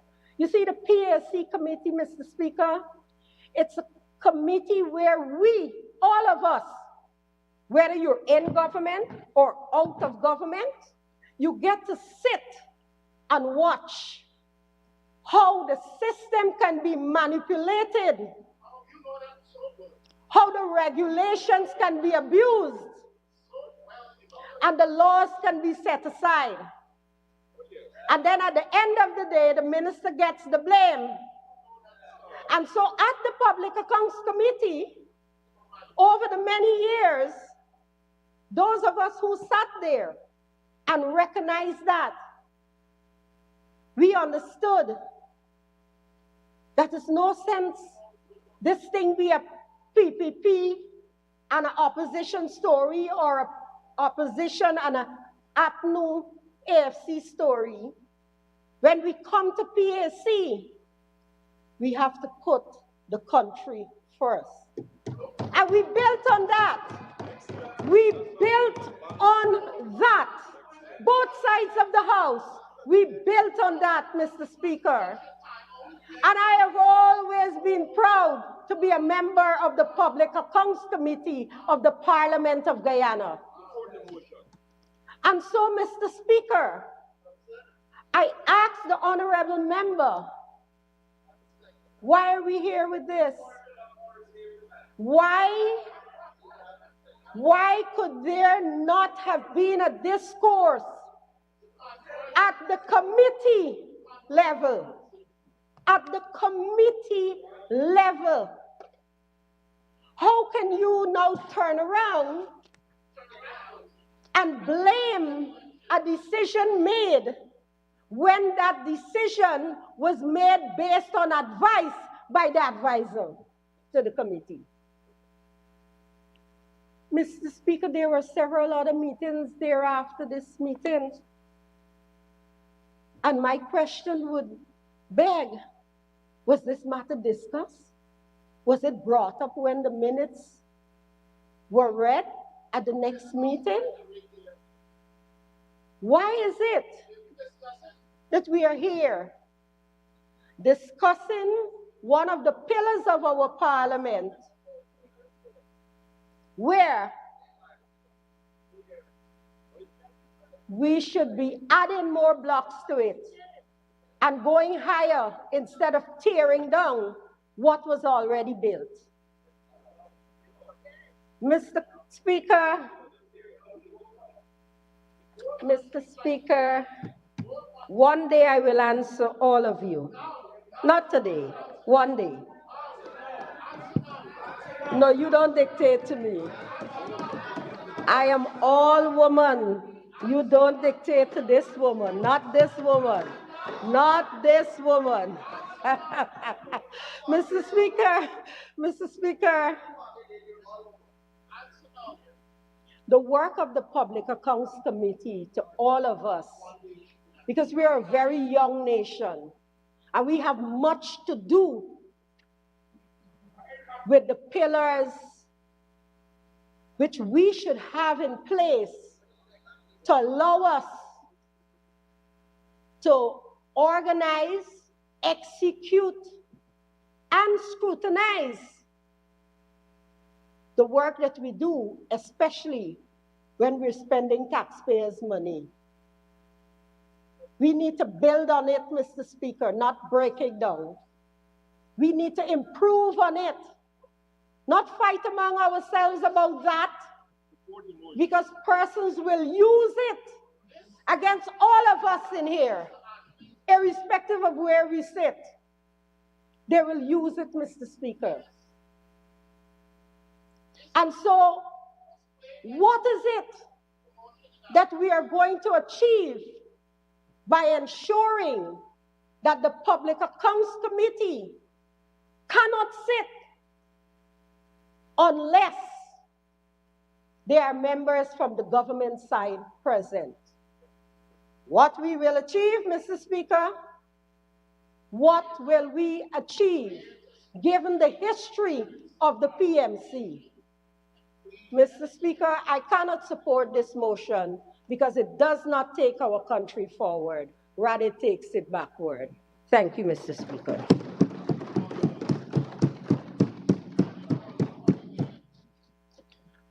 Thank you very much, Honorable Member. The Honorable Attorney General, Mr. Thank you very much, sir. Mahabir Anandlal. So, sir, I rise to speak on the motion that is before us. A very small motion in size, numbering just about two lines, but I think we have spent over 6 hours in debating what I considered and still consider to be a simple, non-contentious, non-controversial motion. Mr. Speaker, our parliamentary system has two main functions to perform. One is legislative, and the other one is accountability. The Public Accounts Committee is one of the main avenue by which the Parliament exercises the accountability function. In the 1980 Constitution, going back all the way to our pre-independence Constitution, there is created an Auditor General office. The function of that office is to do the ex post facto audit of public expenditure. And in the previous constitutions, up to the 1980 constitutions, a report is to be prepared by that Auditor General and handed to the Minister of Finance. In the 1980 Constitution, there is no mention of a Public Accounts Committee, but the standing orders prescribe that that report is sent to the Public Accounts Committee, a standing committee of the National Assembly, and examined by that committee. In 1999 to 2001 constitutional amendments, we made two fundamental changes in that regard. Firstly, we changed the process in terms of to whom the Auditor General is to submit his report, and we moved it from the responsibility of the Finance Minister, obviously to augment greater independence and accountability, and we placed that functional responsibility with the National Assembly itself. And that is why, sir, you, I believe, is the office who is the recipient of that report from where it is transmitted to the Public Accounts Committee. The Constitution itself, our Constitution, also says, also reposed in the functional responsibility of the Public Accounts Committee the authority to determine the parliamentary budget of the audit office, as well as to regulate some important functional responsibilities of that office. That Public Accounts Committee, sir, is invested with great powers to summon ministers, public officers before them, and to interrogate on any matter arising out of or in connection with the Auditor General report. I heard a lot about accountability here tonight. Those two major accomplishments, Mr. Speaker, those major accomplishments that occurred between 1999 to 2000, all designed to enhance accountability and transparency, occurred under a People's Progressive Party civic government. If we want to do a comparison with what existed before, then we have 10 years where no Auditor General report was submitted at all. In fact, there is a circular in the public domain under the hand of the then Finance Minister advising the Auditor General not to do the public accounts of Guyana. That is the sordid record of the period from 1980 to 1992. Mr. Speaker, we did not only amend the Constitution and our... Honorable Attorney General, we have Yes, sir. the honorable member raising on a point of order. Thank you, Mr. Speaker. Mr. Speaker, the Honorable Attorney General indicated that there is a memo from a finance minister that is circling around where he or she instructed the Auditor General not to do any Auditor General's report. I have never seen a copy of it. So if he has a copy, can he please share it with me? Honorable Come here and say Attorney General. I have seen it, Your Honor, and I can picture it. It was done on a manual typewriter. It was a memo, and in fact, I am informed by the honorable member, Gail Teixeira, that in the 1992 audit report, the first that would have been presented after a 10-year hiatus, the then Auditor General made an endorsement to that effect. But if I get my hands on it, I will produce the document. Thank you, Honorable AG. But Your Honor, these are matters of public record, and there is no need for us to go back and question them. The same way that we must not question that elections were rigged in Guyana from 1968 to 1992, we must never go back and question these things. We were talking about rolling back. When you want to talk about electoral democracy and the absence of it, and you want to deny that, I believe that is rolling back.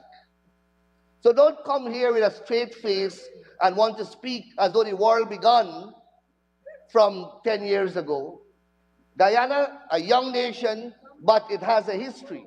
But let me get back to the task at hand. So, Your Honor, again, there were wide-ranging democratic constitutional reforms that made Parliament a much more effective oversight mechanism as a democratic institution. In the new constitution, standing committees were created. A standing committee on constitutional reform and sectoral standing committees were created, all to be chaired by government and opposition on a rotating basis to oversight the functioning of government. That was never there in our system. It is the PPP civic administration that brought those reforms into being to democratize our country and to bring greater transparency and accountability to government. Many references have been made to the amendments that were done to the standing orders. Mr. Ramjatan boldly took ownership of them. A complete misstatement. They were done, it was done, of course, in a bipartisan way, but it was done at the behest of the People's Progressive Party civic administration. All the reforms that he read from and the reports that he read from, they were all commissioned with the blessings of the People's Progressive Party administration.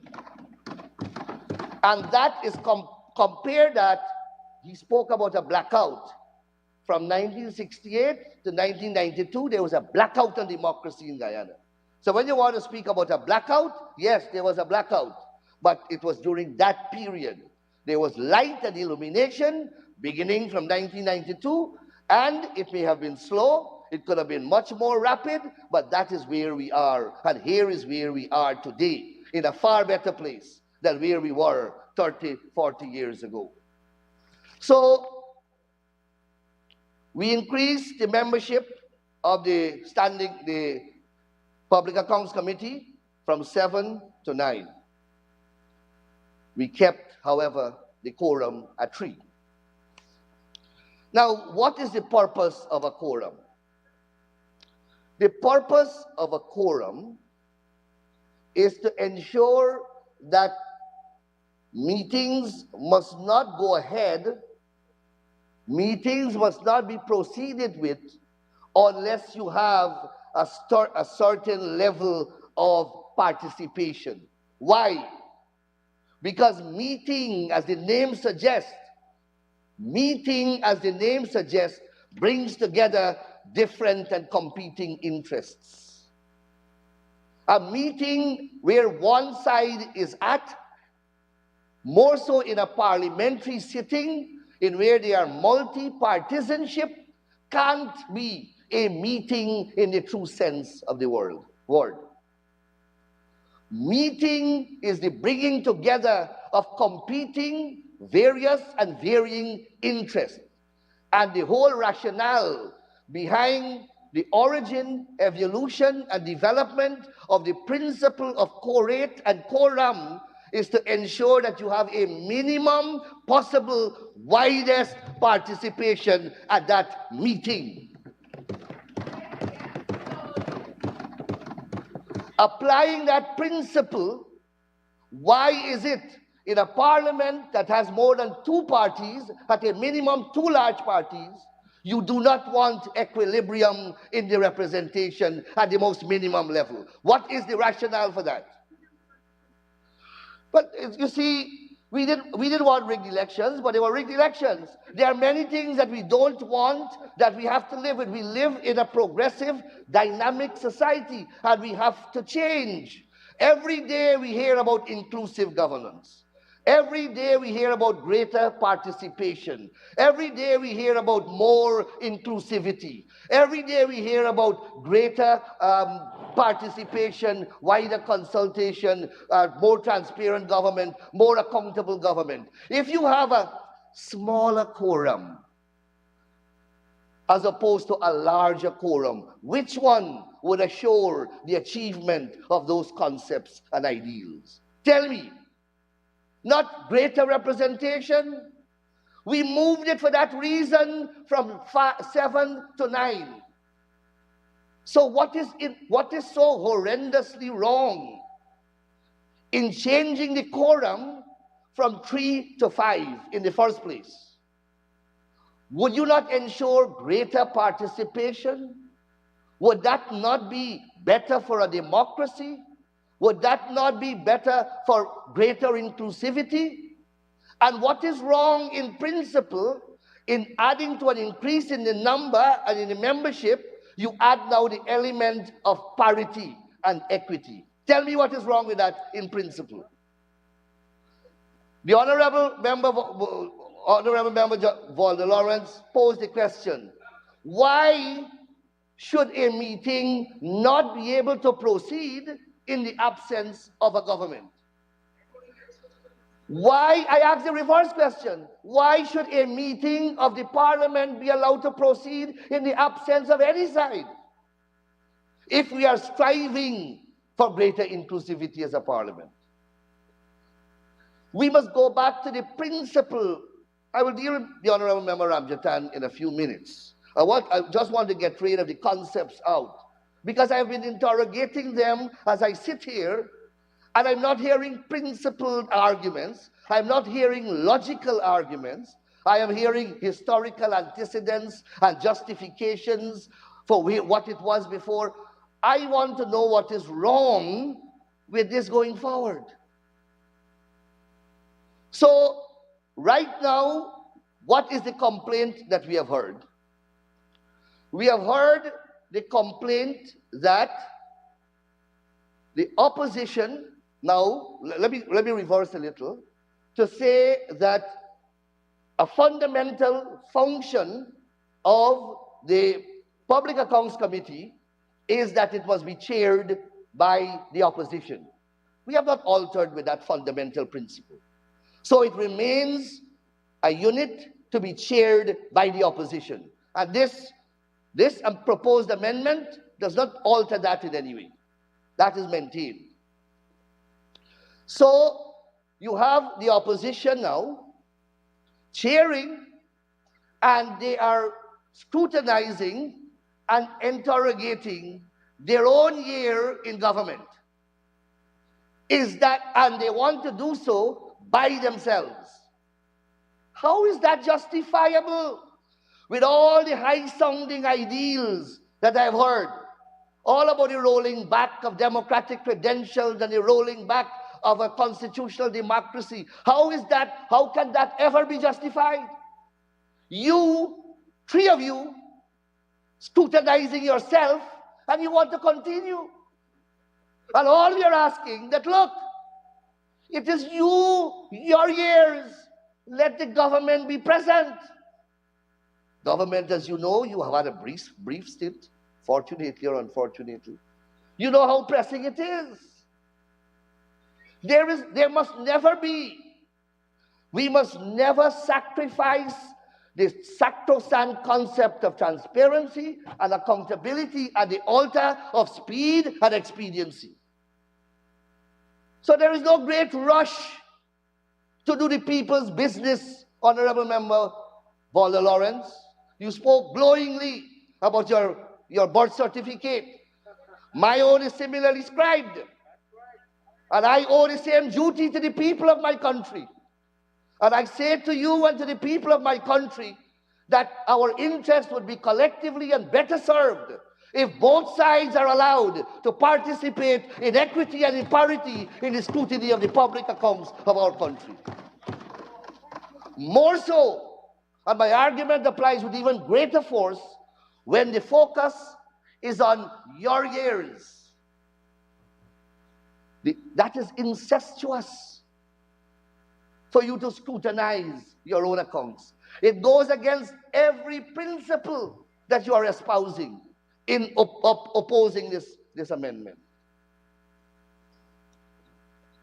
And the same will apply, the same sloth, and when I say sloth, I mean deliberate sloth, constructive sloth is what will apply when you reach the government years. And the same way, you will not be, and the Honorable Member Walter Lawrence said something which I want to repeat. The Honorable Member says that she has been there for 10 years, and she knows full well, and I have no doubt, no doubt to question her, that the system can be manipulated, the law set aside, and the minister gets the blame. If you know that that is what takes place in the Public Account Committee, why don't you want everybody to be there? Why you want one side to be there? Why don't you want the government to be there to protect their fellow minister? You said that the minister is being lynched. And here it is that you are advocating a position that facilitates the lynching of the minister. So the arguments that you are advancing, they're not gelling. They're not making sense. So I have looked at our composition. I have looked at Guyana composition in terms of its Public Accounts Committee. And we have one of the largest Public Accounts Committee in the region, in the entire Caribbean. Barbados has 13. We have 9. Trinidad has 8. So what is wrong? So we have a vibrant system. And why is it? Their people budget bigger than ours. So they have much more work. So up to now, I can't. I'm looking at all the notes that I've made, and none of the speakers on that side have advanced any principled arguments about why we shouldn't increase. Why we shouldn't increase, and why we should not have parity at the level of representation. And we heard a lot about the standing orders, as though the standing orders are written in stone. Standing orders are regulations, they are rules. We have to govern the way that we function. The Constitution authorizes us to do so, and we do so by standing orders. And we have the authority to change it. Nothing is crafted in stone. Don't you want greater inclusivity? Well, that is what this does. So the argument that, oh, we changed everything, but we left this. We can't leave it there forever. Is that the intention? Every day we bring new laws. Today alone, all of these are new laws. 7 bills. All is law reform. The law and regulations must always remain constant. They must always remain dynamic. They must always be subject to change to meet the exigencies of the evolution of our society. And that is what we are doing here. So there is no sinister motive behind this measure. All type of things I'm hearing. So some person spoke about attendance, that the chairman will have to be present all the time. But that shouldn't be a problem, because Honorable Member Mahi Paul says that you all have 100% attendance. So the chairman will have to come every time. It's as simple as that. Or authorize someone to represent him. So that there is no heaven. The heaven will not fall, Mr. Mahi Paul. This is minimum requirement. This is minimum requirement. I heard also Mr. Ramjitan. And I must commend the honorable member that, you know, when he speaks, and if you don't know Comrade Ramjitan and his antecedents and what he did just a few months ago in 2020, you would really take him seriously. When the man started to expound about his democratic credentials, that we are galloping the erosion of constitutional democracy. And I'm so grateful, Mr. Speaker, that these proceedings are being streamed live, because the Guyanese people saw this is a gentleman. in conspiracy with others who attempted to hijack an entire election. He went to his office. Yes, he went to his office, called a staff meeting to bid the people goodbye, bid them farewell, because he heard that the chairman of the Elections Commission will soon declare the results in favor of the People's Progressive Party. So he was bidding them goodbye, and he even proceeded to say that he knows that he has some friends on the other side because he grew up in the PBP, and he knows that them boys are going to mistreat him. So he didn't worry about himself, but he asked them to take care, and he thanked them. And less than 24 hours after, the gentleman was on a television radio broadcast in Trinidad, Wazir Mohammed being interviewed, and he denied absolutely ever saying so. He said what he was trying to tell them was that after they won the election, he was going to the Prime Minister's house. So he was bidding them farewell as Home Affairs Minister, because he's going to take up the mantle of the Prime Ministerialship. And this guy wants us to take him seriously. Oh my God. And speaking so emphatically about democracy.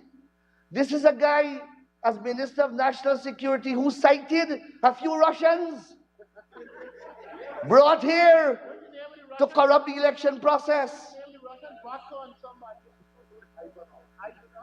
Where is the Honorable Member Chris Jones? Mr. Chris Jones and him used to be on a television program on Facebook, along with the other Honorable Member who is now suspended, and rightfully so. What's his name? Duncan. Remember, Chris? You had Ramjatan. They saw 15,000 people, dead people voted. 15,000. I had to go on the Facebook and I had to ask the people of Guyana, please go outside and look. There are 15,000 dead people walking somewhere, because we can't hide them. And these are the persons who are coming here to speak to us about democracy, about transparency, about accountability. And here it is, we have a good measure, and they're seeing all type of jumbie in what we are proposing,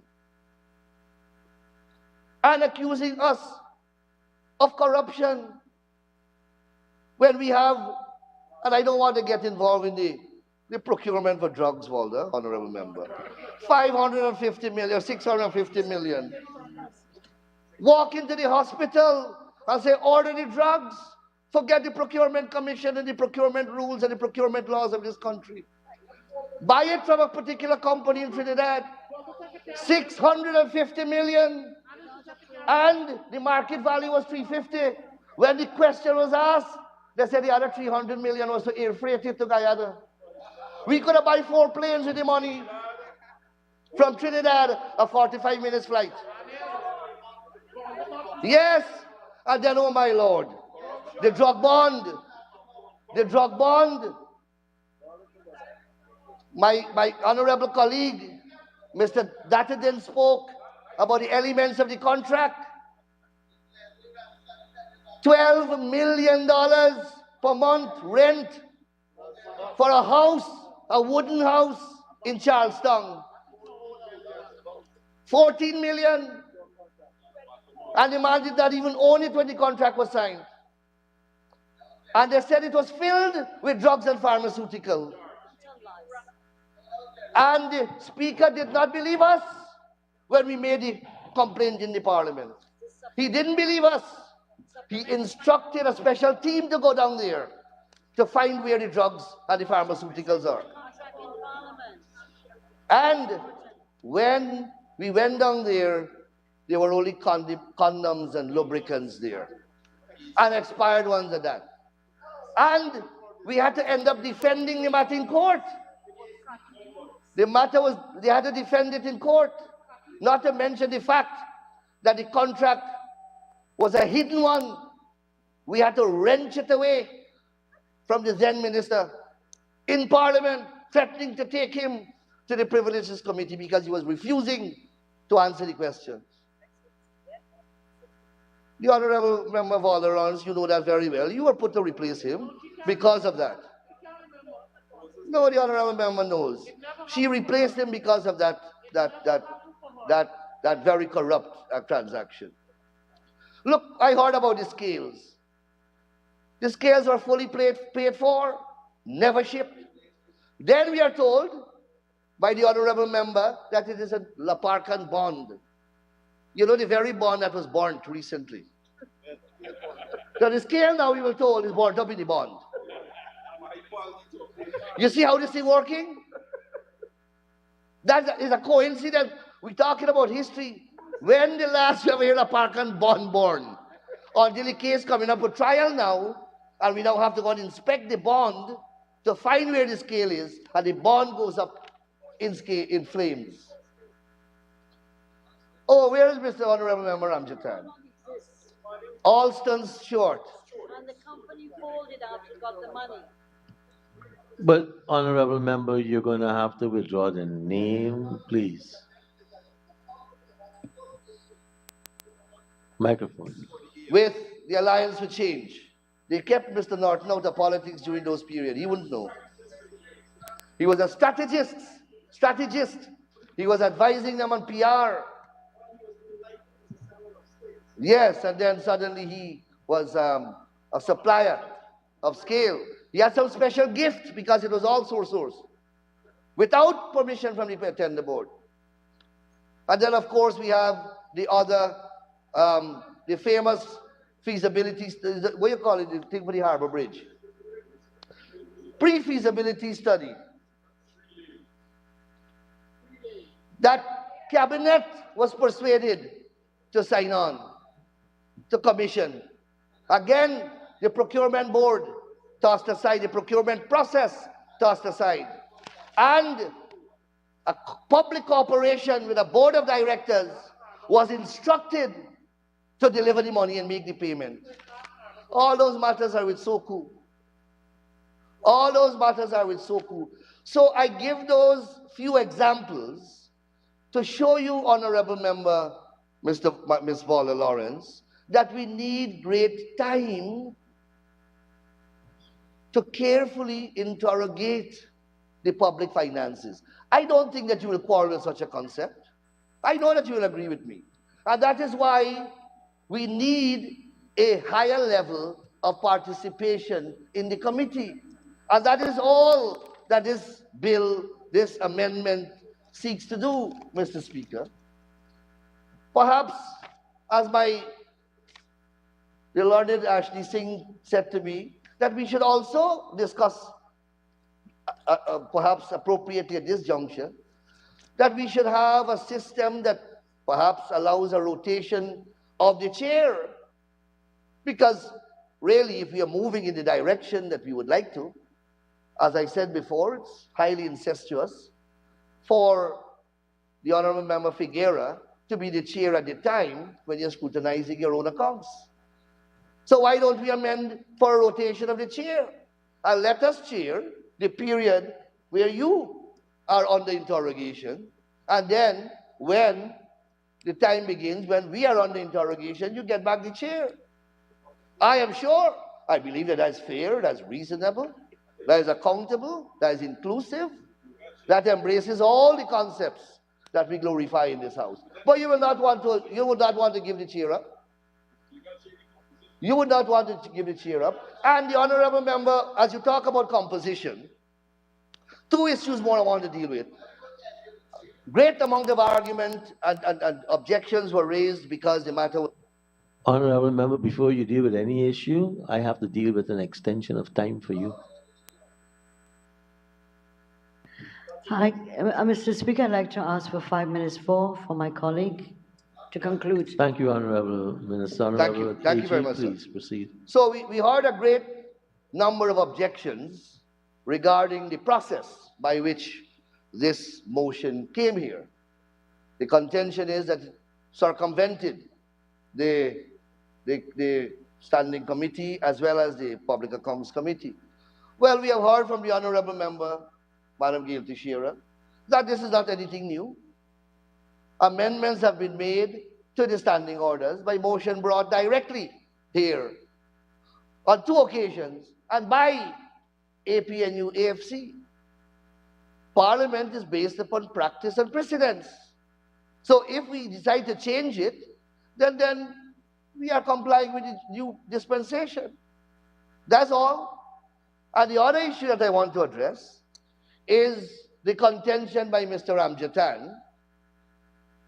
But what Mr. Ramjatan does not want to accept is that when they had the 1-seat majority, the standing orders did not change in terms of government must have a majority in certain committees in the parliament. We remain the government. We remain the government. You are in the opposition, but you had a seat over us.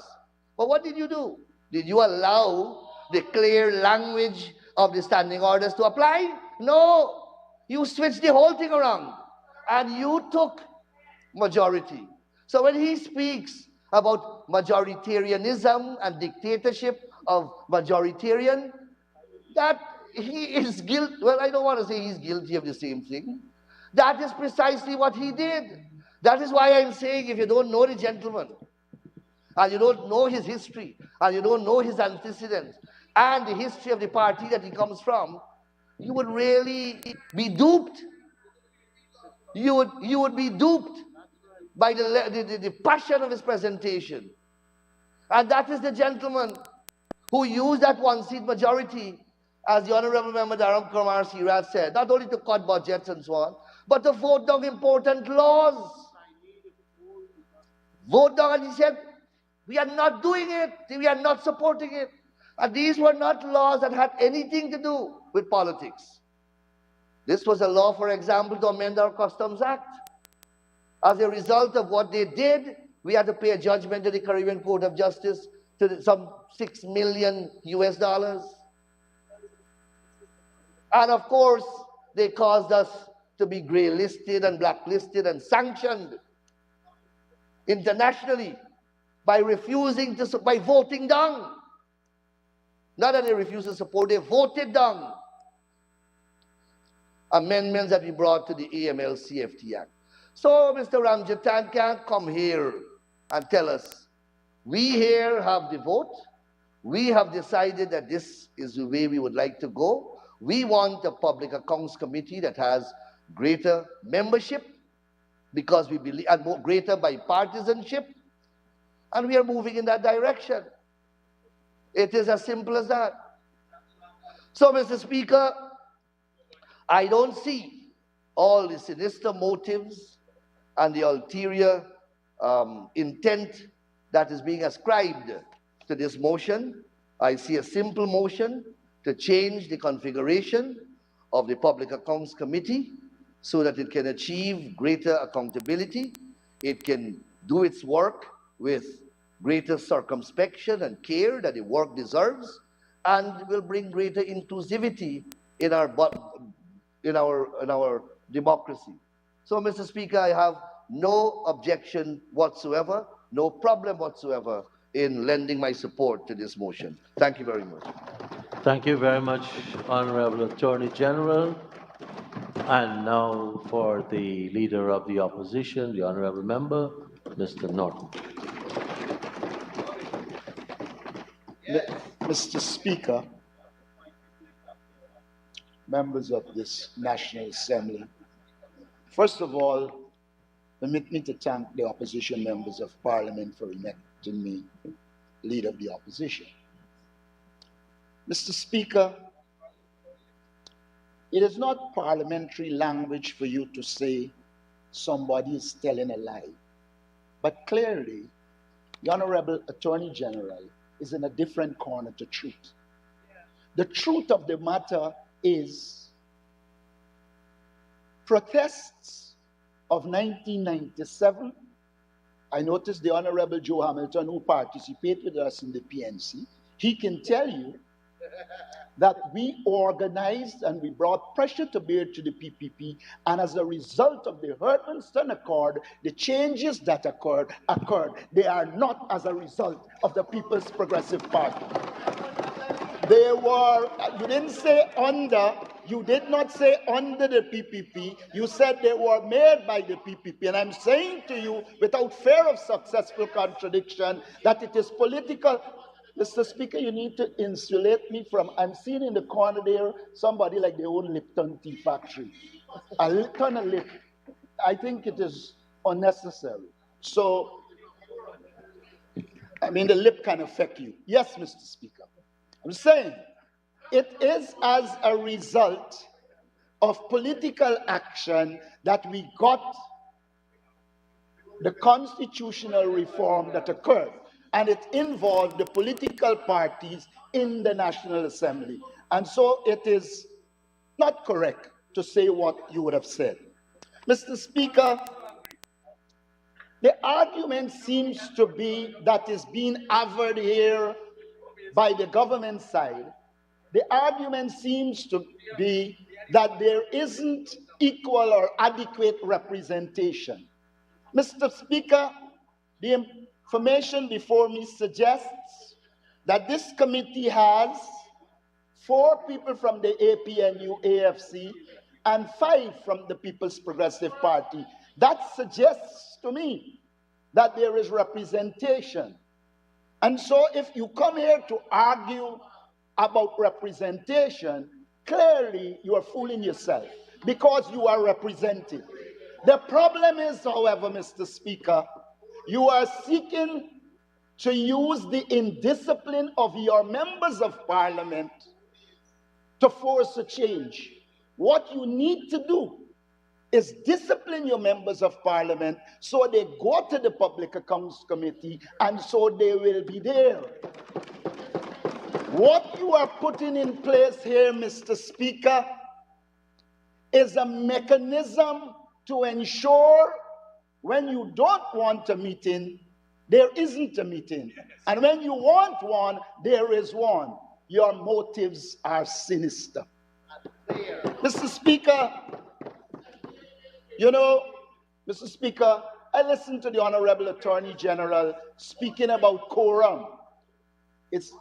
There's a strange neighing coming from that corner. Yes, Mr. Speaker, as I overcome the names, and I hope you know who neighs. Mr. Speaker, the Honorable Attorney General suggested that this issue is purely about being quorate.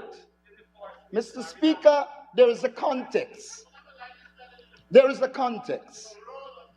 The reforms in this parliament occurred as a result of the need to democratize this parliament.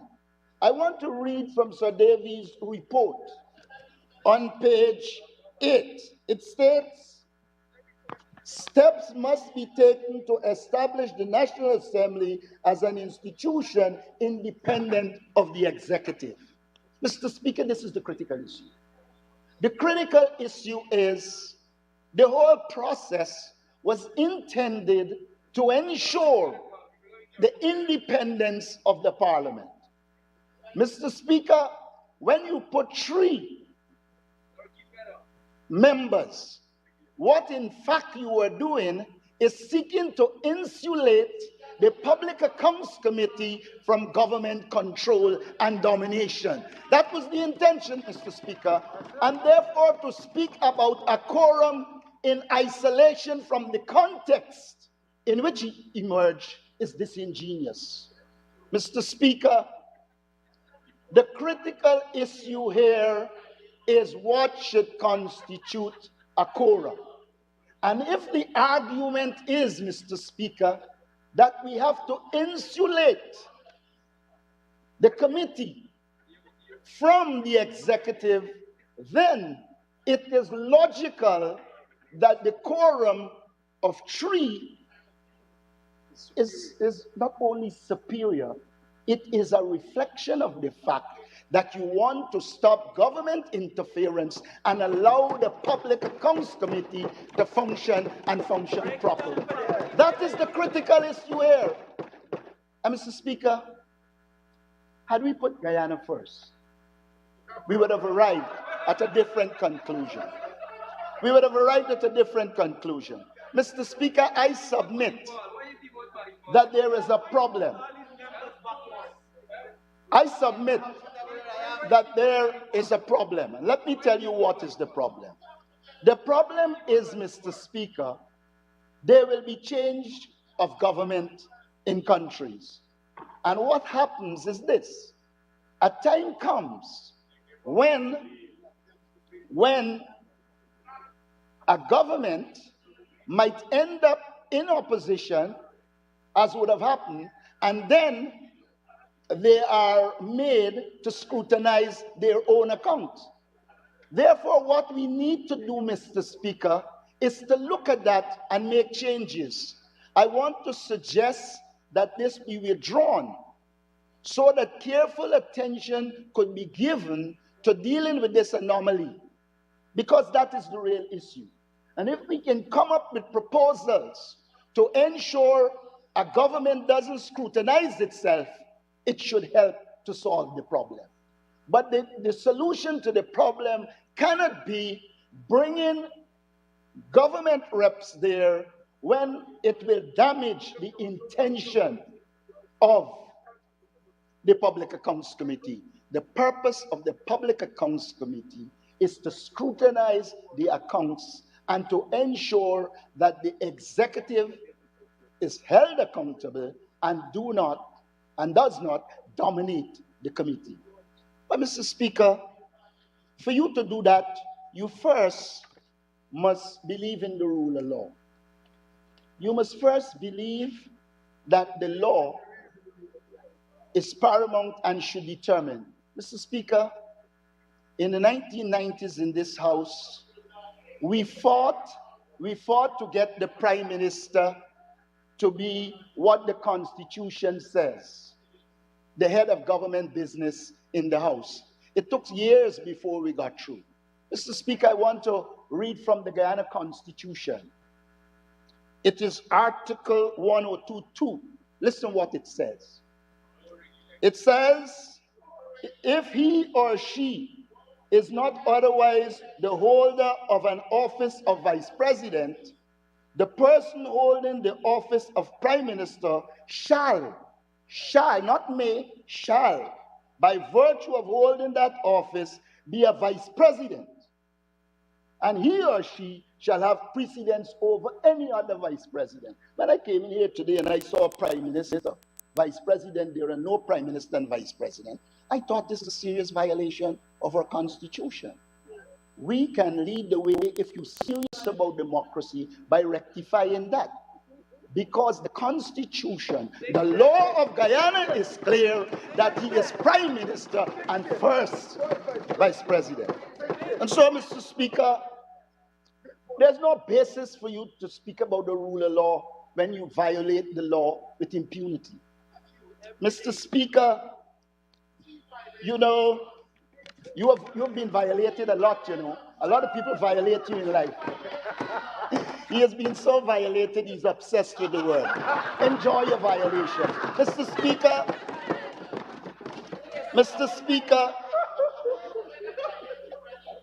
Mr. Dattadin said, more participation, more transparency is the most illogical thing I've ever heard in the world. Mr. Speaker,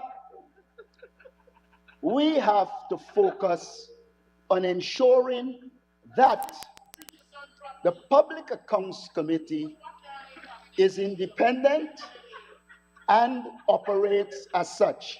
I can buy a male voice for you. You need a male voice.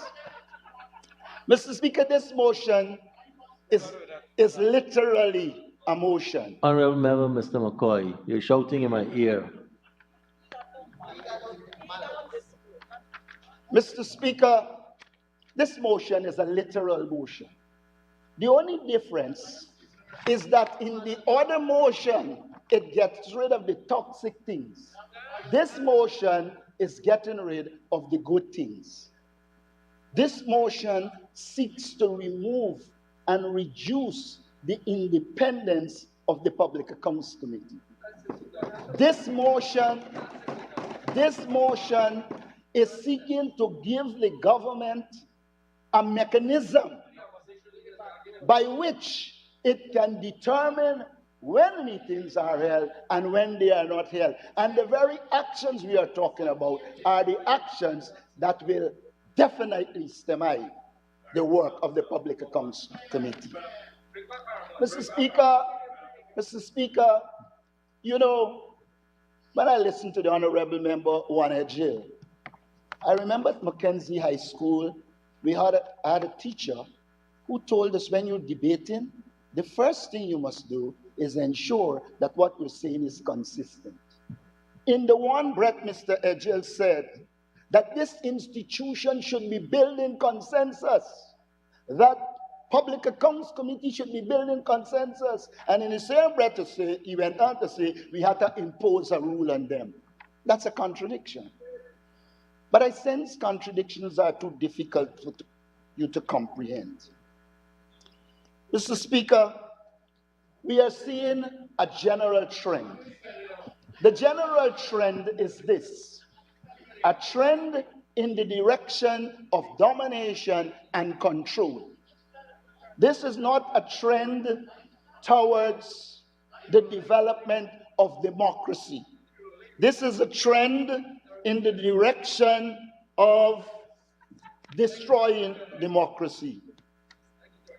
Clearly, the government is now reneging on its commitment it made years ago to ensure that Parliament develops its independence and progress. If you go to the Davies report, you will see that it stated clearly that one of the things that was affecting the independence of Parliament was the fact that the resources for Parliament were being determined by the minister.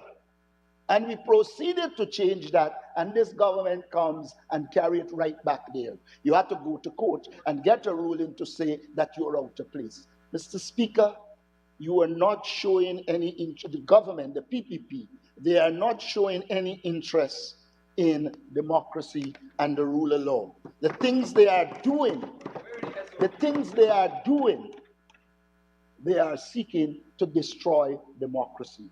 Ask the Honorable Member Dharam Lal, you know why he couldn't answer the question? He couldn't answer the question because he doesn't believe in law. And he knows that his practice of not having those internal elections are anti-democratic, and all they do is to serve to give him domination and control, which he should not have. And so there is no culture. You can't even, if you could have controlled yourself, you wouldn't be so public on social media. If you could have controlled yourself, you would have not been as public on social media. Anyhow, I want to say, Mr. Speaker, we have got to recommit to democracy. We have got to recommit to democracy. Democracy presupposes the involvement of people and being responsive to them. Mr. Speaker, in the Davies report, it is well established that there is a place for civil society. I think I need to find it and read it. There's a place for civil society. I want to read what it says.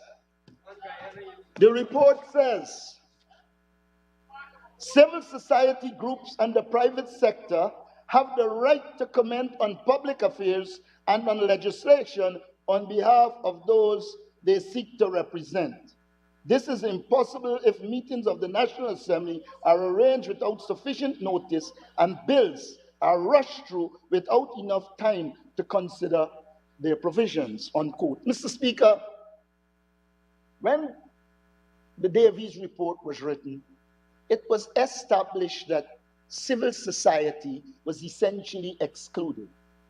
And all that was done was there to involve civil society. Yet we have a vice president, one of the two vice presidents, telling us that because they didn't go to an election, they have no place. If you are talking about democracy, then civil society must have a place in that society. And so, my friends, I ask you to reconsider your position, because your position is not only rolling back democracy, it is damaging our country. I listened to Honorable Member Nandalal, and all he was saying essentially to the end is, y'all have your say and I will have my way. Now, you cannot build a democracy. You cannot build a democracy if you are not responsive to the interests of people. Mr. Speaker, your life is a rigged life. Mr. Speaker, I will urge, Mr. Speaker, that you utilize the standing orders when there is this level of insanity. Mr. Speaker, our parliament should have a level of decency, and therefore it is your task to get rid of the indecent, Mr. Speaker. And I plead with you, I have no problem, I'm pleading with you, you should be impartial and utilize the rules effectively. Mr. Speaker, the issue before us is whether, Mr. Speaker, is whether adding two persons or the government side to form a quorum for the Public Accounts Committee will solve the problem. It cannot. I want to repeat that when you look at it, it shows no interest, it shows no intention of bringing representation, because representation already exists. And therefore, there is a sinister motive. And I said to you, we need to ensure that the Public Accounts Committee continues to operate as an independent body, and it should be so structured that a minister or two from government staying away should not affect its work. If you are committed to building a democratic society in which Parliament is independent, in which the Public Accounts Committee is insulated from the executive, you will withdraw this motion. I close by saying to you, Mr. Speaker, that you are destroying the democratic process. The gains that you refer to that were made in the period 1997 to 2006, your actions today are destroying that process. I thank you.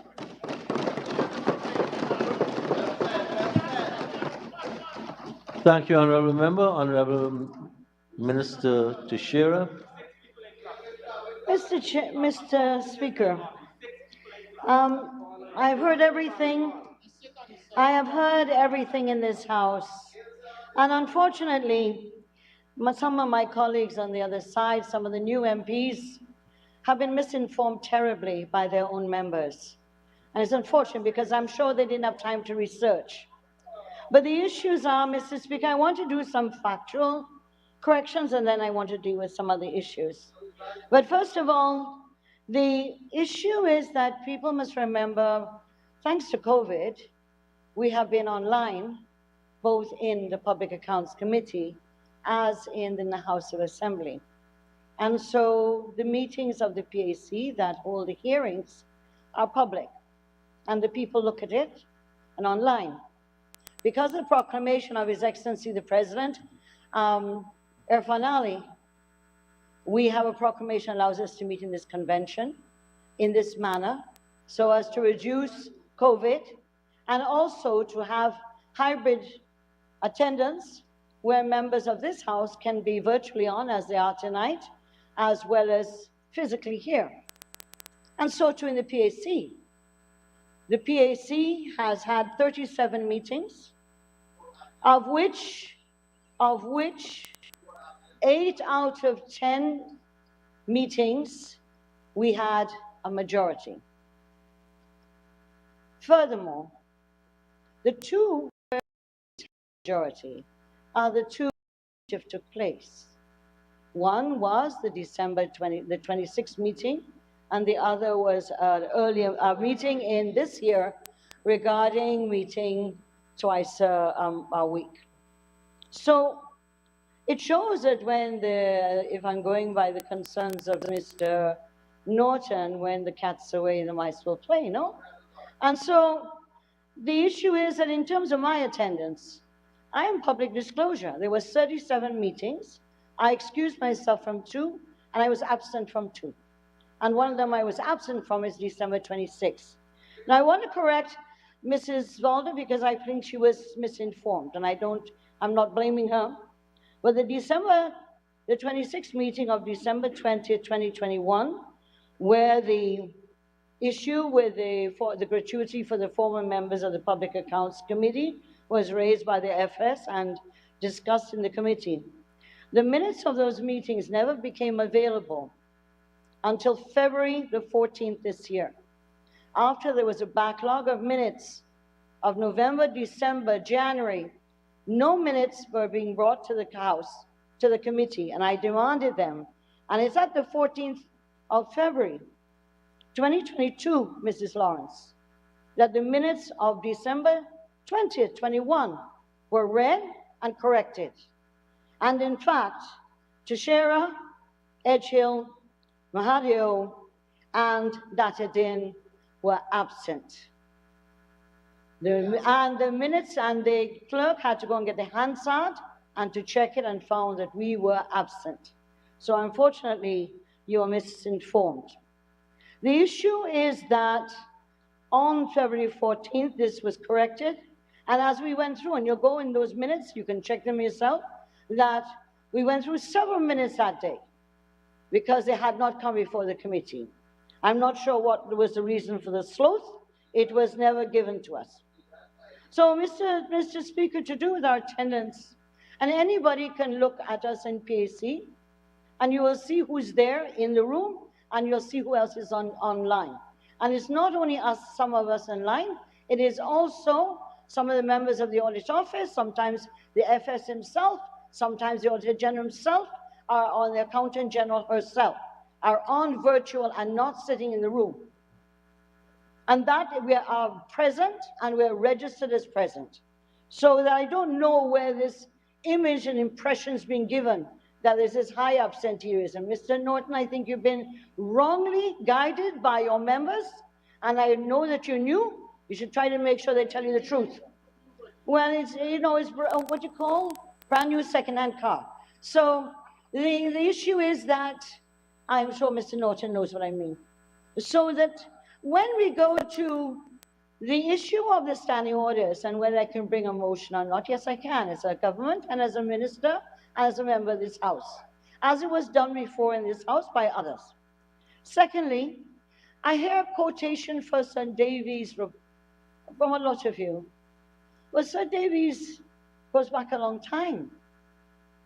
As a result of Sir Davies, we had a special select committee of the government and the opposition that amended each of the standing orders, corrected, changed them, renumbered them with the help of a Trinidadian consultant from the Trinidad Parliament. And that was done in 2006 and approved by the National Assembly. And then in 2011, there was another special select committee because the opposition had some concerns about the standing orders. And they went through a select committee where they were amended again.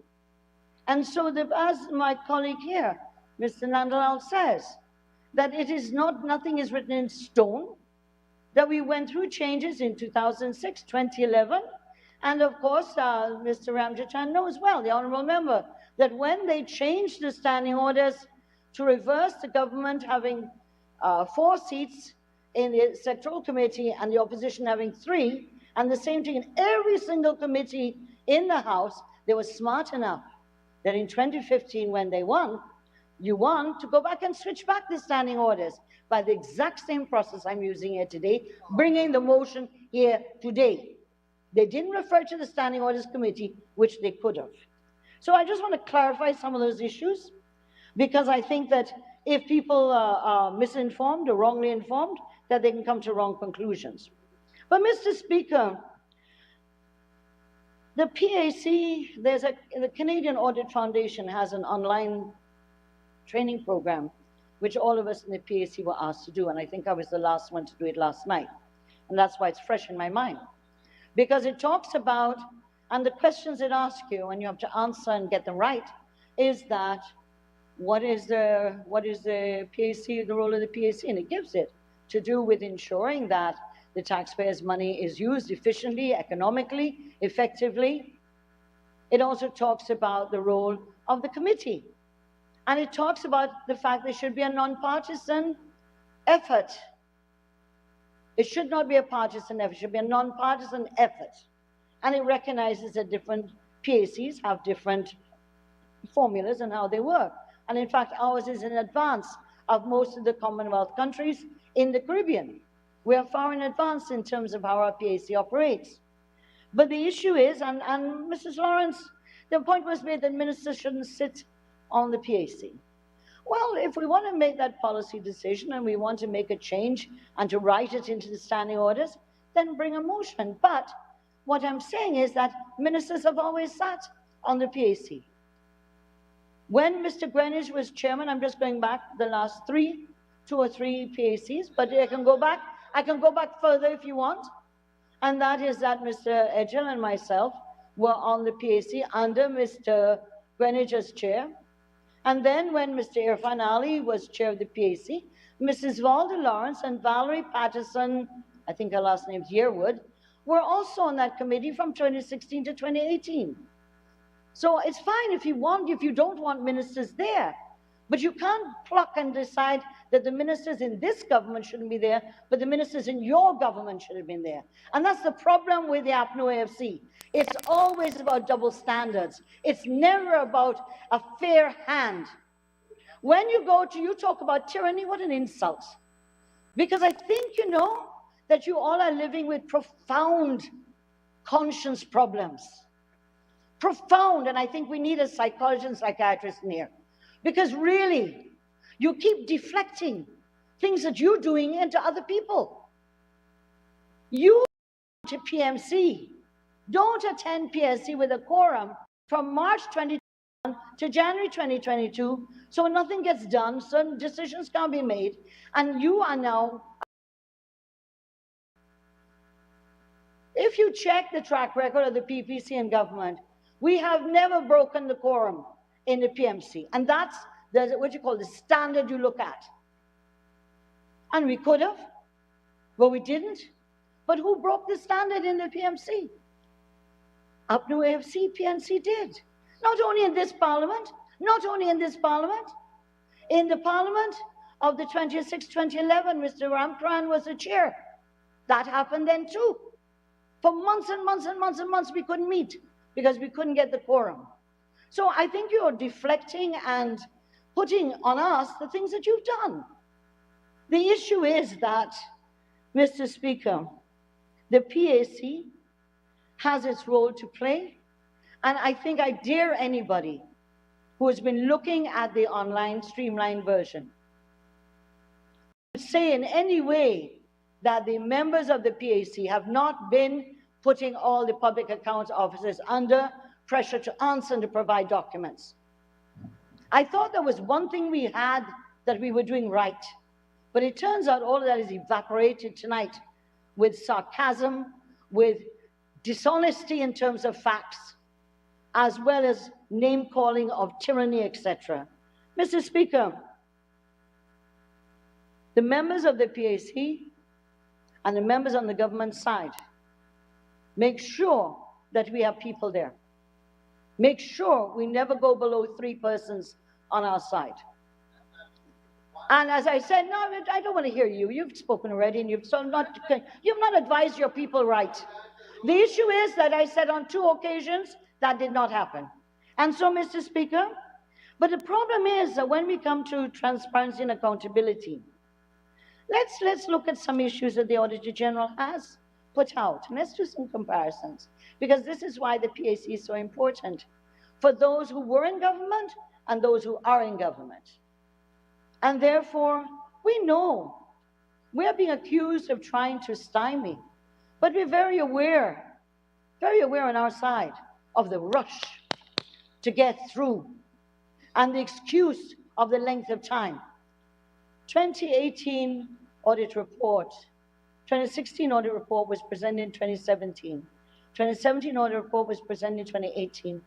2018 audit report, 2019 audit report, and 2020 audit report were delivered here in 2020 when the 12th Parliament began. And that was no confidence motion, 14 months wait for election, 5 months to wait for the results of the election. Who's to blame? Who's to blame? You. You caused the delays. So, Mr. Speaker, this old argument that goes round, but nevertheless, there is a hurry to finish, and we understand.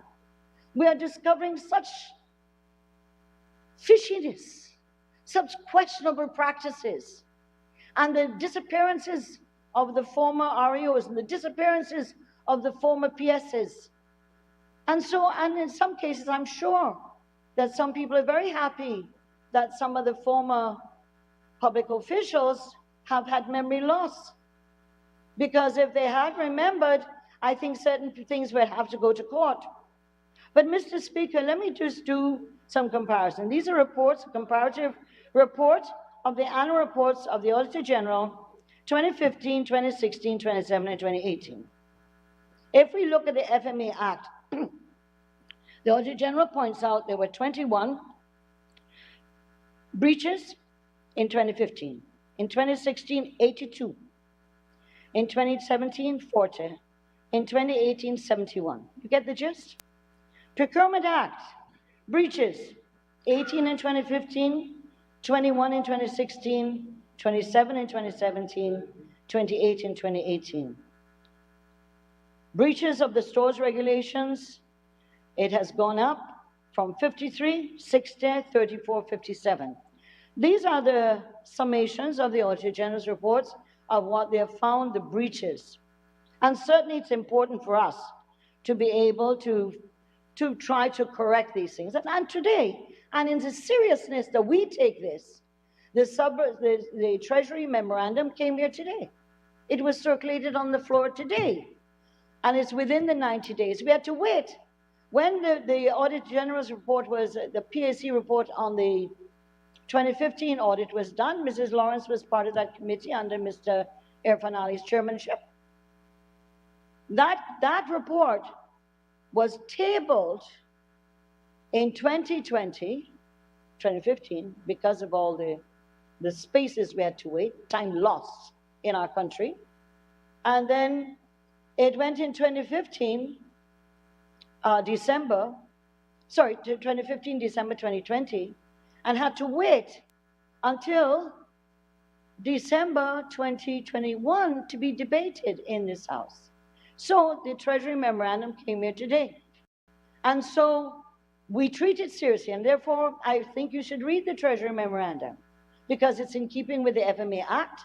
It requires that the Minister of Finance responds to the PAC findings in the 2015 report.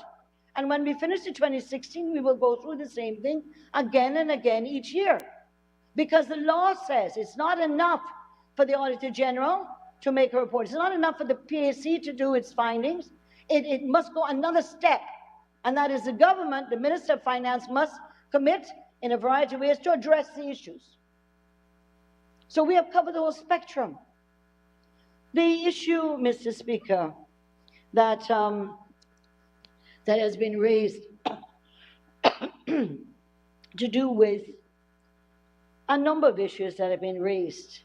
And I want to go back to an interview done of the Auditor General himself in 2019, May the 21st. he was interviewed by somebody called the editor of Guyana Standard. And it's called Breaches of Procurement Act More Frequent under the APNO-FC government. And here's what the Auditor General says. I believe it is now more frequent now. There are a lot of sole sourcing contracts, and every other day you have some issue with breaches of contractual or tender bid procedures. Even the recommendation for correction are not implemented. So we have Durban Park, and this is in the 2017 report. It's in the 2016 report. It refers to the Durban Park, which has costed the taxpayers over $1.5 billion, and in which now it is falling apart and being used by vagrants. Because the bleachers are all rotten. There was no documentation, and in fact, in 2019, the Auditor General says, he says that the problem he's having is that there are no documents being produced. So how can he assess and measure whether we spend the money at all right or not as a country? 500 million were given to Homestretch Park project. No documents at all were ever produced. $500 million, we're talking about $2 million. We're talking about $1 million, we're talking about $500 million, which could have done a lot for poor people in this country. But you also have the Georgetown municipality, the municipality of Georgetown, where a forensic audit was called for. A forensic audit was called for by the PAC.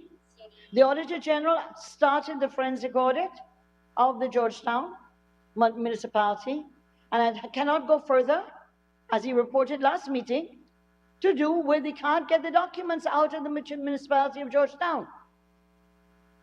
These issues, I think we know very well. We're going to come sometime on the agenda tonight to the PPC and how critical the PPC is, because it is the PPC who did a report on the pre-feasibility study of the Demerara Harbour Bridge, where a minister, without going to tender, went directly to Cabinet with an unsolicited bid, which Cabinet approved, and which the Procurement Commission, PPC, said that it was unlawful. Read the report. It's posted on the PPC thing. It was public. It was circulated in this House in the last Parliament. We talk about Sussex Street bond. It came up in a supplementary financial paper in the House in 2016. As a result of all that and the questioning, and it came out that there was no tender, there was no sourcing, it was just what do you call a beat-an arrangement between financial friends. And so that led to Dr. Norton, Minister of Health then, having been told that he had to hand in the contract for the Sussex Street bond. And that was shared with the House weeks later. And when it was gotten, it was not for a bond at all. It was for an office. And so, having found that, again, the point was that he should have terminated the contract. That contract went on at $14 million a month until October around 2018, costing over $300 million. Over $300 million. We can go on back to the pre-feasibility study of the Demerara Harbour Bridge, where again the PPC has been called on to investigate since 2019, but they may have expired and therefore it has not done so. To do with the fact that the same contractor who got the contract, that shouldn't have got the contract, after 34 bids were rejected, withdrawn to allow this one that never bid to get the job. The government continued through the Ministry of Public Infrastructure, through the Demerara Harbour Bridge and the asphalt plant, to continue to pay another over almost $200 million to the contractor. So please don't come to us with holier than thou, because these reports are dynamite. These reports are dynamite. And yes, I agree with you that we have to make sure that never happens again. We, as Walter said, let's put our country first. Put the country first to make sure that the people of this country and their taxpayers' money is used for the benefit of the people. And therefore, scrutiny is important. Whether it's a PEPC government or an APNU-AFC government, we must be scrutinized. Mr. Speaker, one last point before I conclude. And that is that, you know, I've heard a lot about rule of tyranny, and I've heard words of corruption and all sorts of things. But please, someone still has to explain to this country, how did the gold reserves of our country, according to Bank of Guyana source, how did the gold reserves of our country that were in 2015 $14.258 billion Guyana dollars go down to 2016 to $7.420 billion Guyana dollars, to 2017 to reduce further to $4 billion, to 2018 reduce further to $2.137 billion, in 2019 to reduce down to $635 million, and in 2020, guess what? Guess what? Zero our gold reserves. And you come to us and talk to us holier than thou? Come off of it. Who are you fooling? You're fooling yourselves, not the public. And you're certainly not fooling me. So, Mr. Speaker, when we hear the paranoia, when I hear the paranoia coming out about a quorum change, two government, two opposition, and the chair, I don't know why they're so afraid of this. Because I know many times I'm on the virtual, the first member of the PAC, virtual on PAC. Many times, I'm the first one that clicks on. Sometimes I click on when the technical person hasn't come yet. And I wait for the chairman to come and the other members. Many times I'm the first on that. And when I see that, I also know the chairman, I understand. The chairman will know and see a number of us on our side. He's waiting for my Paul to come. He's waiting for Miss Finance to come. He's waiting for Mr. Patterson to come, to be online. I understand, Mr. Figuera. And therefore, what we're going to be saying, put into practice, put into a standing order, which is in fact what we're trying to do. Making sure there's two on each side. And making sure, because you see, politics is about experience. The two times that we have not had a majority in the committee are the two times decisions were made. It was almost as if there was this mischief view amongst the members. Look, they aren't here. Let's get through. Quick. It was like child play. You know, the cat's away, the mice will play. We're saying that the 2-2 chair is a good idea, and that it'll ensure that to begin the meeting, we at least have two each. I'm saying from my recollection in the PAC, that many times there are three minimum on our side, two on their side. Sometimes it's three if Patterson's on virtual, sometimes it's four if someone else on our side is virtual. But Mr. Speaker, to the quorum, in order to develop trust and confidence, we can't, I'll tell you frankly, we can't trust you anymore. Mrs. Valder Lawrence talks about a time when we were all in the PAC, when we were civilized. That's not how this parliament operates now. Mrs. Lawrence, I'm sorry, I think you'll have to have some, you will have to maybe come and see some things. Because this parliament did what it never did before, saw what it never saw before, when the mace was dragged down and broken in this house, when the control room was smashed up by a member of parliament, and who are now before privilege committee. And so I hope that Mr. Norton being here, that he will bring some order to his side of the house. But Mr. Speaker, there are political, in any PAC, it works effectively when there is one, respect for the roles that each play. Government has a role to play, opposition has a role to play. But the PAC does not have an advantage for the opposition. The PAC's role and function is to make sure that it is able to scrutinize the accounts and to be able to have consensus in the decisions it makes for its report to go forward. It doesn't make policy. The PAC does not make a policy. And so, Mr. Speaker, I know that I have been unable to convince the members of the other side that there is nothing to be paranoid about, but then talking to a paranoid person, you aren't always able to convince them anyway. But the issue, Mr. Speaker, is that the 2-to-1 formula in the PMC has worked majority of times, except this year in the March 2021 to January 2022. And I hope that will stop. I hope that will be corrected, because it is waste of time, a waste of other people's time, because you keep going to meetings and no one's there, that you can have a meeting. And so that's why the 5th meeting starts in March 2021 and ends in January 2022. So don't preach to me about attendance record, please. Please. But Mr. Speaker, I don't know what will convince our colleagues on the other side.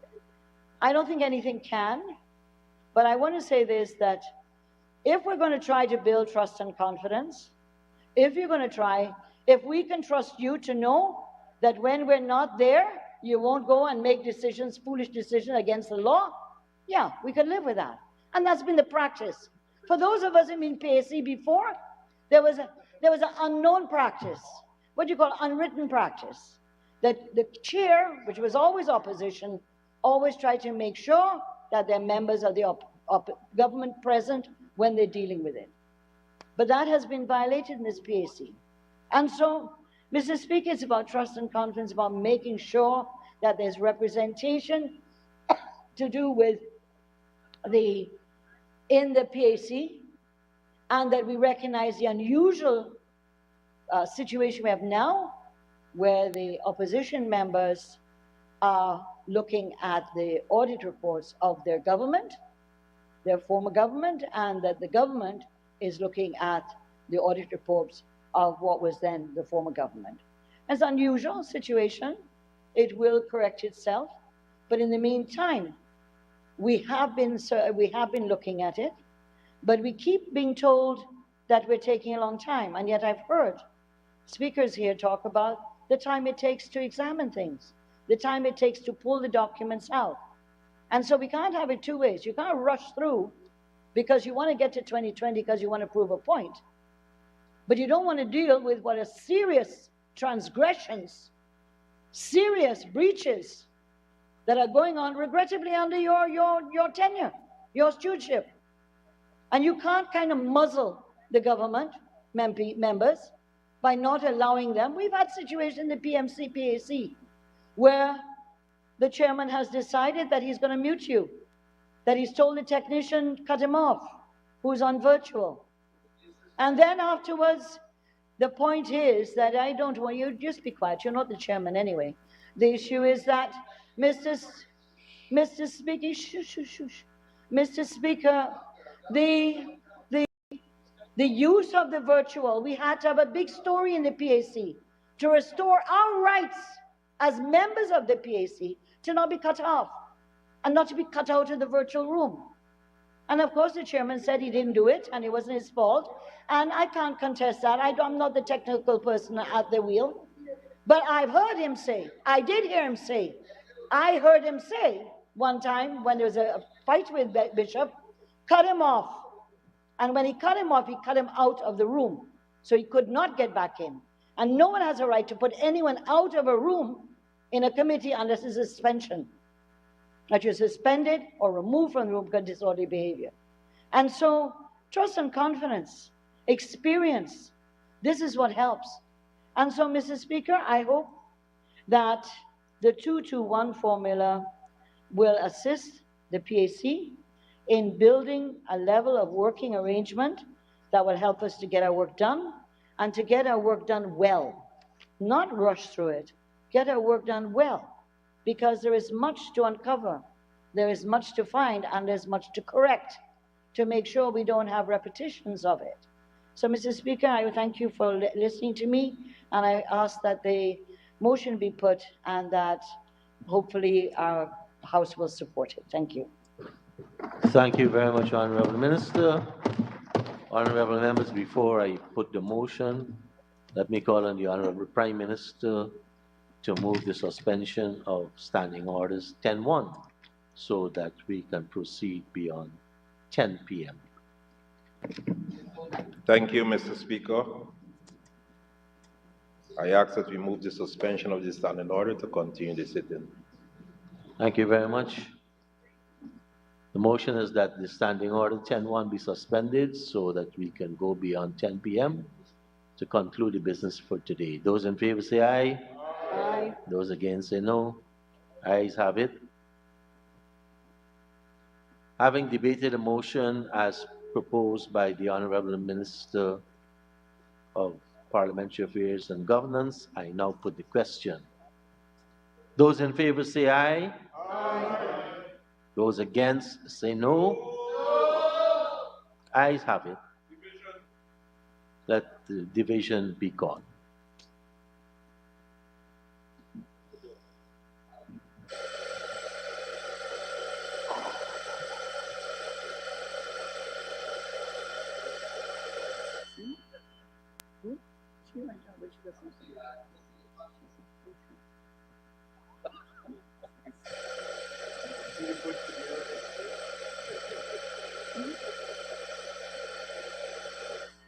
I can't behind me.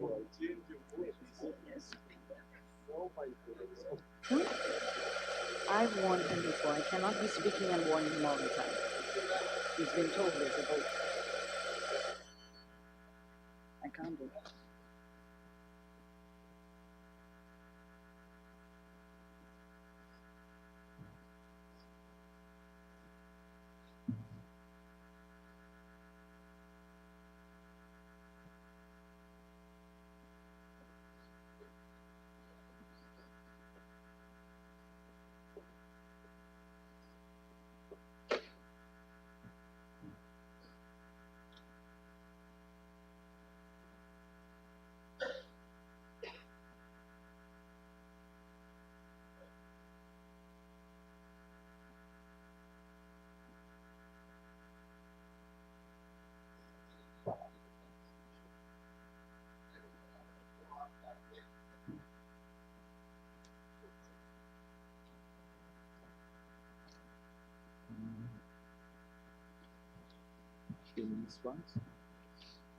We started at 9:58.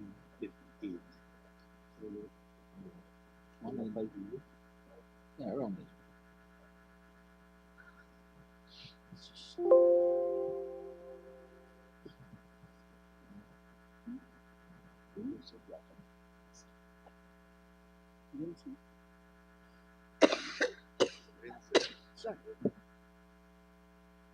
For the benefit of members, we have online the Honorable Members Sheila Matura, Vera Sami, Raphael Trotman, Honorable Member, Honorable Minister Anand Prasad, the Honorable Member Lennox Schumann, and the Honorable Member Ms. Catherine Hughes.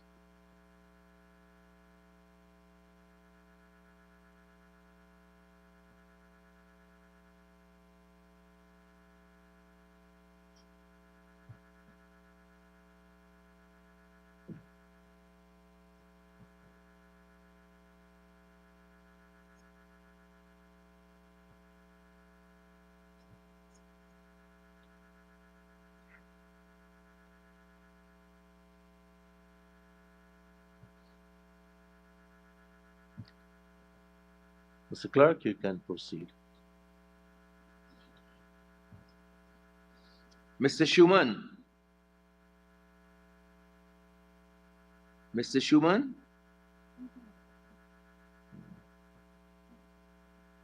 Decline. Mr. Sears? No. Mr. Schumann?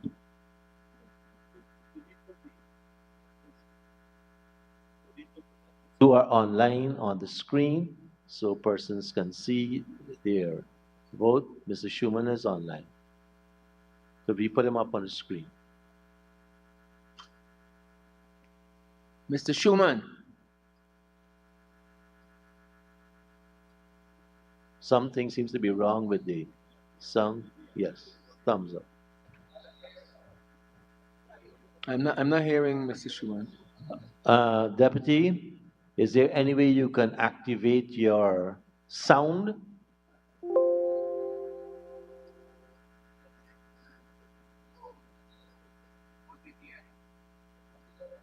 You can't activate the sound? Can you hear me now? Yes, we can. Yes. Hi. Okay. Oh, call it back. Hello? Sherlock, call it back. He can hear. Mr. Schumann. Hi. Mr. Sears. No. Mr. Sinclair. No. Mr. Ram Sarup. No. Mr. Philadelphia. No. Mr. Jai Prasad. Mr. Jai Prasad. No. Mistress Flubes. No. Mr. Raj Kumar. No. Mr. Mahipal. No. Mr. Fagera. No. Mr. Cox. No. Ms. Finance. No. Ms. Ferguson. No, I cannot support that. Mrs. Louis Singh.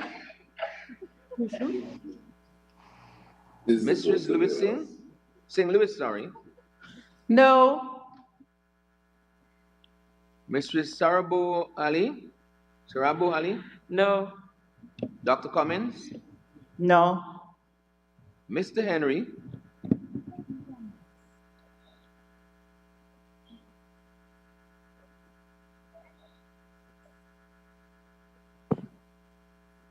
Mr. Henry.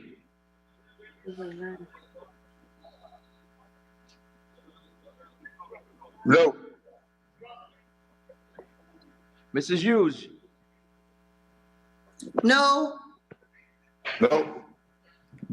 No. Ms. McDonald. No. Mrs. Walton Desir. No. Mr. Jordan. No. Mr. Jones. No. Mrs. Hastings Williams. No. Mrs. Lawrence. No. Mr. Patterson. Mr. Patterson.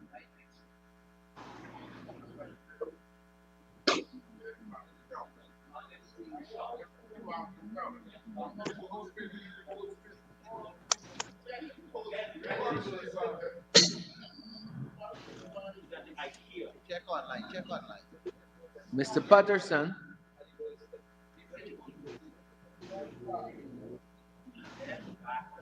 Mrs. P. I don't see him. I'll go on. Mr. Standen Hedman. No. Mr. Trotman. No. Mr. Holder, sorry. No. Mr. Ford. No. Mr. Ramjatan. No. Mr. Norton. No. Miss Veerasamy. Yes. Mr. Williams. Have you heard me? Could we keep the members online in the dome? Yes. Mr. Williams. Yes. Dr. Smith. Yes. Mr. Jaffer Ali. Yes. Dr. Westford. Dr. Ramsaran. Mr. Pearson Fredericks,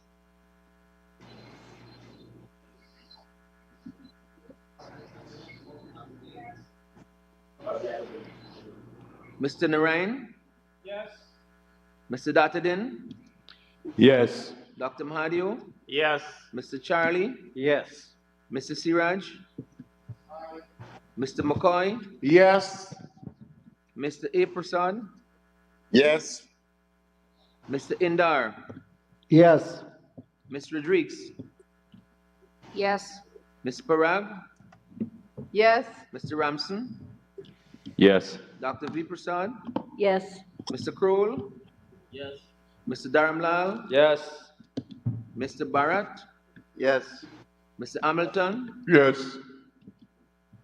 Ms. Sukai, Yes. Mr. Mustafa, Ms. Manichan, Dr. Anthony, Yes. Bishop Edgel, Yes. Mr. Todd, Yes. Mr. Shearer, Mr. Nandlal, Mr. Jagdeo, Yes. Mr. Phillips.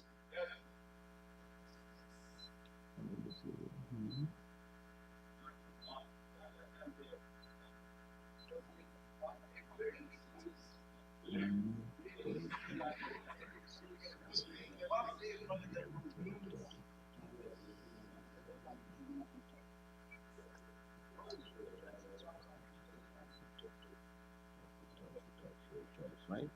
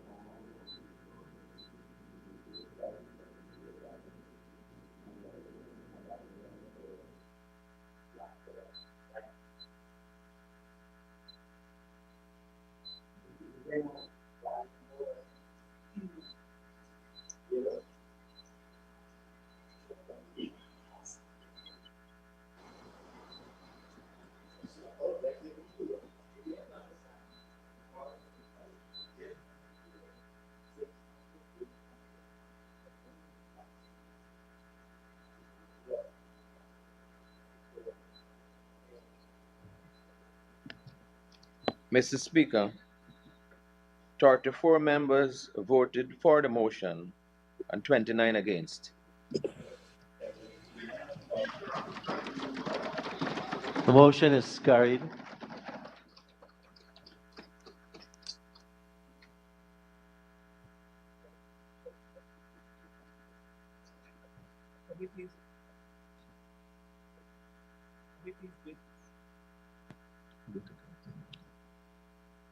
Committee's business. Honorable Minister of Parliamentary Affairs and Governance and Chairperson of the Committee on Appointments. You may proceed. Thank you very much, Mr. Speaker.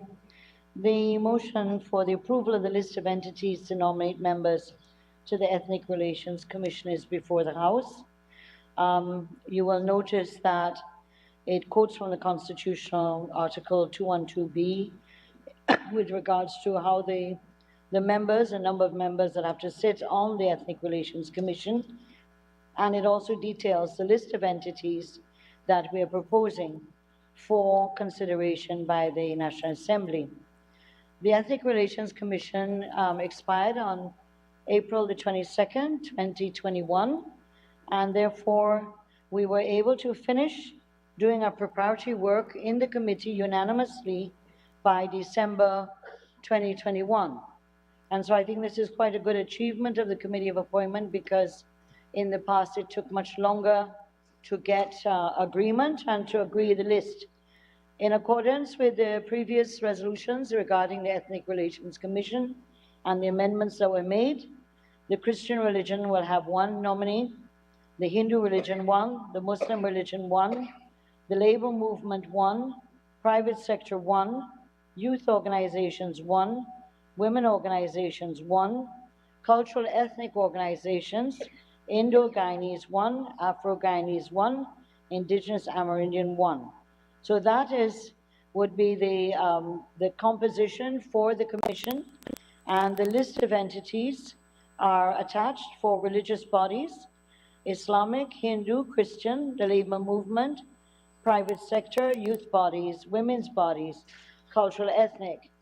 And also attached, what we did this time is that we looked at the umbrella organizations of the different religions to try to ensure that we were being able to reach a large, broad cross-section of the umbrella groups and their churches and their different temples and mosques that are part of that grouping. So that in the Christian community, there are the following umbrella organizations: the Guyana Council of Churches, which has 16 denominations in that umbrella group; the Guyana Evangelical Fellowship, which has 14; the Georgetown Ministers Fellowship Churches, which has 27; and the Zadok Ministries Fellowship, that has 9. So that we use that to guide us in terms of creating the list to make sure that they were representative of the various religions. We went through a due diligence process in terms of writing to the organizations that were being proposed, or those that were on the list of the ethnic relations at the last round, to see if they were still functioning, if they were still in order, etc. And based on that, the list was compiled. As I said, what was important about this, that's important about this motion coming here today, is that there was unanimity in the committee made up of opposition and government members. We went through this in terms of, on each organization we had questions about, or we weren't agreeing to add or delete.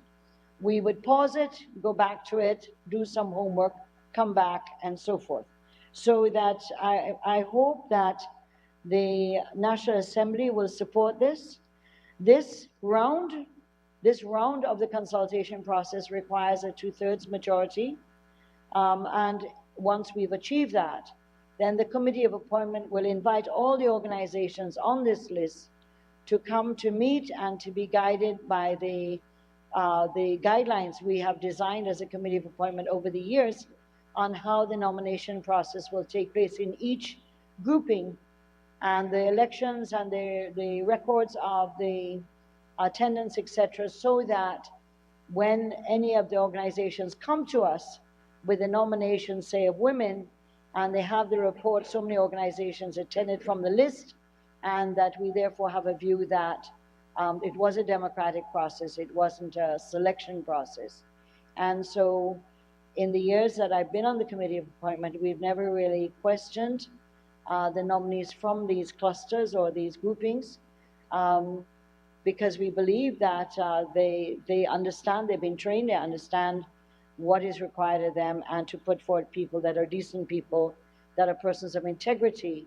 And the last area, if you look at the Schedule 2 attached to the motion, is the issue, refers to the issue regarding the consensual mechanism, how it works and how the organizations are written to bring in their nominees, and which it says that the person should be, the process should be unbiased and transparent, and that that the person should have earned the nominee itself should have earned public respect and be of unquestionable honesty and integrity.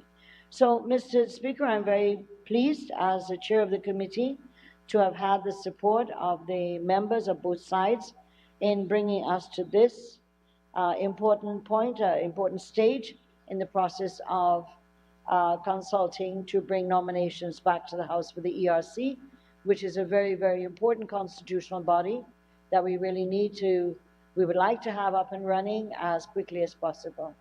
And I have no apologies for sounding as if I'm trying to rush anybody. Thank you. Thank you, Honorable Minister. The Honorable Member, Ms. Annette Ferguson. Thank you very much, Mr. Speaker. Mr. Speaker, just before I give my brief remarks on this motion before the Honorable House for consideration and approval, let me take this opportunity to extend best wishes to Madam Volda Lawrence, who has returned as MP on this side of the House, and also to Comrade Aubrey Norton, who has also returned and was elected leader of the opposition. So I wish them both best of luck in this 12th Parliament. That being said, Mr. Speaker, I think the motion is a very simple one. Madam Gail Teixeira would have elucidated to some extent the workings of the committee, and I'm happy that she was able to report to this assembly how we work in cohesiveness to ensure that we agreed on many things in that committee. But what I want to say, Mr. Speaker, is that there were a few organizations that were actually proposed, I think, for the youth body. I think we had under the private sector. And as the honorable member alluded to earlier, we were able to consult with those organizations, and once they met the criterion which was established by the committee for some time, they were given the green light. So that being said, Mr. Speaker, I think the ethnic relations body, a constitutional body, is way overdue.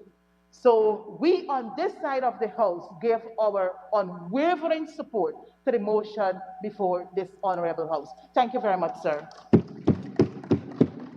Thank you, Honorable Member. Honorable Members, I now put a motion. Those in favor say aye. Aye. Those against say no. Ayes have it. The motion is carried. Honorable Minister of Parliamentary Affairs and Governance and Chairperson of the Committee on Appointments. Mr. Speaker, this is the report of the Standing Committee on Appointments in relation to appointment of members of the Public Police Service Commission. Again, this is a very important constitutional body that has been waiting. The Police Service Commission expired in August 2021, and so we approached several of the bodies that were approved by the House before as organizations we should consult with. And so at that point, we received nominations from the various NGOs that we agreed to. And in fact, here, we had unanimous support for the 4 names that were put forward. And so again, this is a very good move by the committee, and for us to be able to, having had discussions, to be able to reach unanimity in relation to the members of the Police Service Commission, who would be Mr. Ernesto Chuafat, who's a businessman, Mr. Lloyd Mark Conway, attorney at law, Mr. Hakeem Mohammed, AA, businessman, and Mr. Patrick Anthony Finlay, Bishop.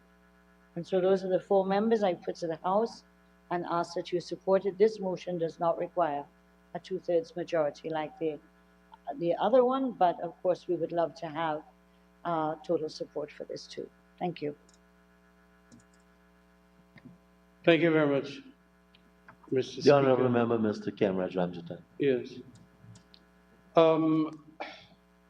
I wish to bring to the attention that indeed we did act very consensually and came up with the 4 names after they were from the various organizations that were supposed to nominate them. But of recent, we have come across some information that Mr. Patrick Anthony Finlay, Bishop, is a public officer working with the Ministry of Social Services and is doing so for remuneration. Well, apart from being a candidate for VP, the trouble is that we, under the Constitution, Mr. Speaker, there is a disqualification, and I totally was unaware of the fact that he was working, or he is working, with the Ministry of Social Services as some, as a... Can I clarify, Mr. Speaker? On a Honorable point of order? It's okay? Minister? Yes, thank you. I just want to say Mr. Patrick Findlay is not working with the Ministry of Human Services. We have an adjunct body called the Support and Heal Network, which is a voluntary body, and he's a part of that. He's not a formal employee of the Ministry of Human Services. Thank you, Honorable Minister, for the information. So do I get the impression that there is no remuneration involved here? Okay. It's okay. Well, thank you very much. And in the context of the new evidence and answer given, thank you very much. That has cleared the air in relation to this person. And so we will support fully the 4 names. Thank you very much. Thank you very much, honorable members. Honorable members, I now put a motion. Those in favor say aye. Aye. Those against say no. Ayes have it. The motion is carried. Honorable members, we will have to revisit the motion for the passage of the Ethnic Relations Commission. It's a commission that requires a two-thirds majority. Yeah. And as such, we will have to take a roll call to ensure that we have the two-thirds. So, honorable members, I put the motion. Propose with respect to the composition of the Ethnic Relations Commission. Those in favor say aye. Aye. Those against say no. Mr. Clerk, please take the roll call.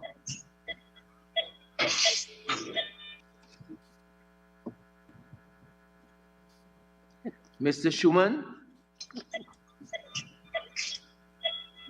Aye. Mr. Sears?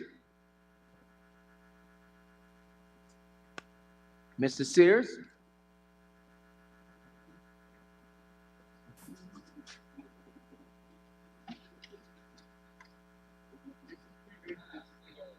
No, they just said, but they're making everyone go through. Mr. Sears? Because there was no opposition, but I don't know why they're going through the vote. There was no opposition. Incline. No? Everyone supported it, yet they're taking a division.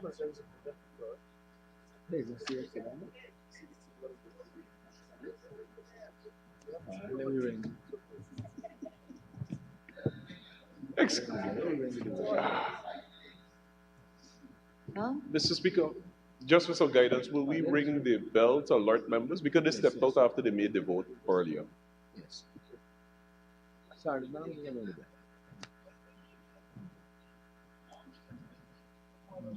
Can we continue and then we'll ring the bell and then we'll come back to those who did not answer? Is that inappropriate, Sherlock? I think yeah, we could come back, but the bell is ringing. We should wait. The bell is ringing. The bell is ringing. We should wait. Okay, let us wait. The clerk wants to do it in order. And I think he's correct.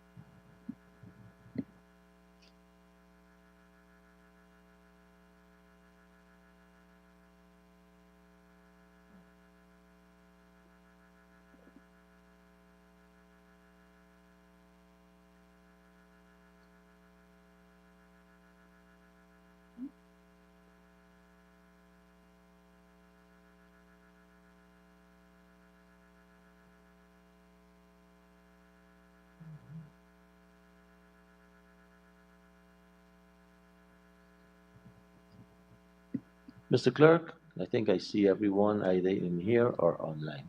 You may proceed.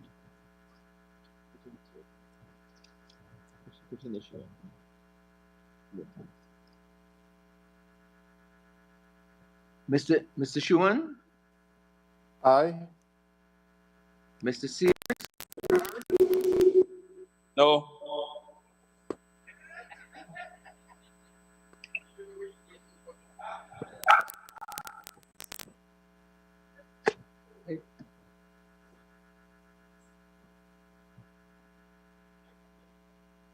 Mr. Sears,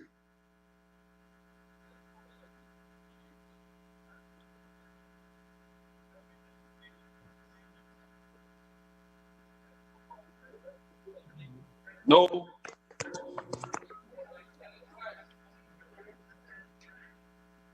Mr. Sinclair, Yes.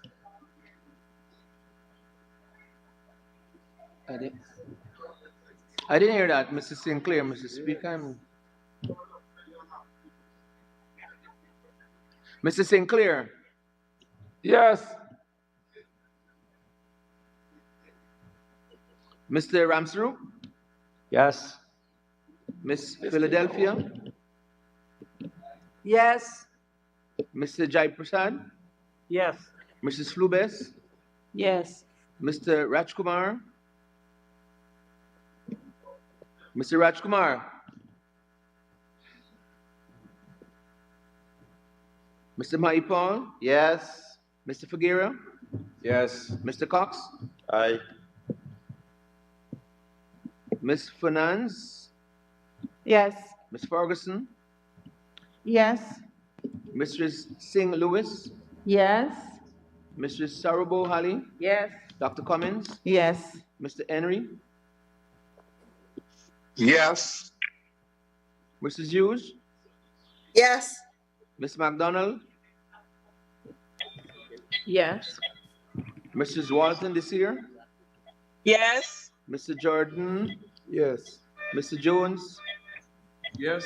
Mrs. Hastings Williams, Yes. Mrs. Lawrence, Yes. Mr. Patterson,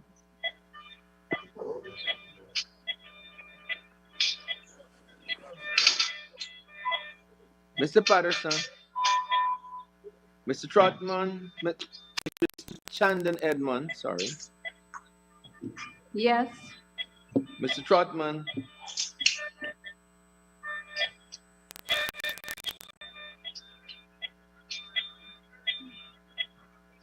Mr. Trotman, Mr. Hola, Yes. Mr. Ford, Yes. Mr. Ramjatan, Yes. Mr. Norton, Yes. Miss Veersamy, Yes. Mr. Williams, Dr. Smith, Yes. Mr. Jaffer Ali, Yes. Dr. Westford, Dr. Ram Saran, Mrs. Pearson Fredericks, Yes. Mr. Narayan, Yes. Mr. Datadin, Yes. Dr. Mahadio, Yes. Mr. Charlie, Yes. Mr. Siraj, Mr. McCoy, Yes. Mr. A. Prasad, Yes. Mr. Indar, Ms. Rodriguez, Yes. Ms. Parag, Yes. Mr. Ramson, Dr. V. Prasad, Yes. Mr. Kroll, Yes. Mr. Dharamlal, Yes. Mr. Bharat, Yes. Mr. Hamilton, Yes. Ms. Sukai, Yes. Mr. Mustafa, Ms. Manik Chand, Yes. Dr. Anthony, Yes. Bishop Edgil, Yes. Mr. Todd, Yes. Mr. Shearer, Mr. Nandlal, Yes. Mr. Jagdeo, Yes. Mr. Phillips.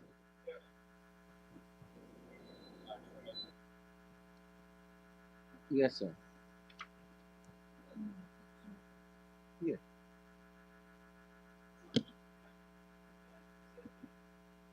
Honorable members, we are going to re-put the question to the honorable member, Mr. Sears.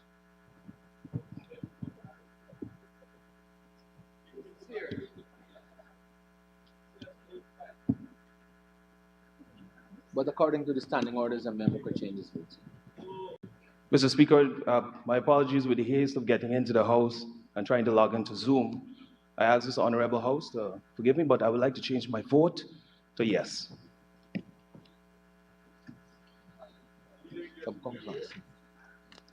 And honorable members, that's permitted Yes.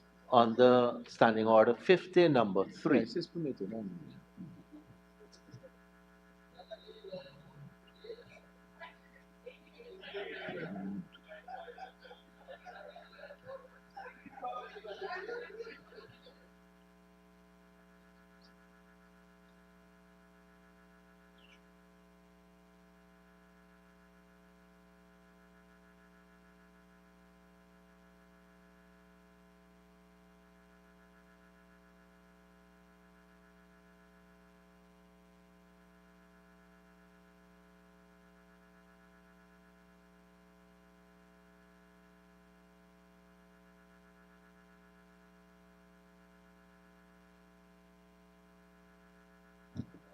Mr. Speaker, 61 members voted for the motion. Thank you, Mr. Isaacs. Honorable members, the vote is carried. The motion is adopted.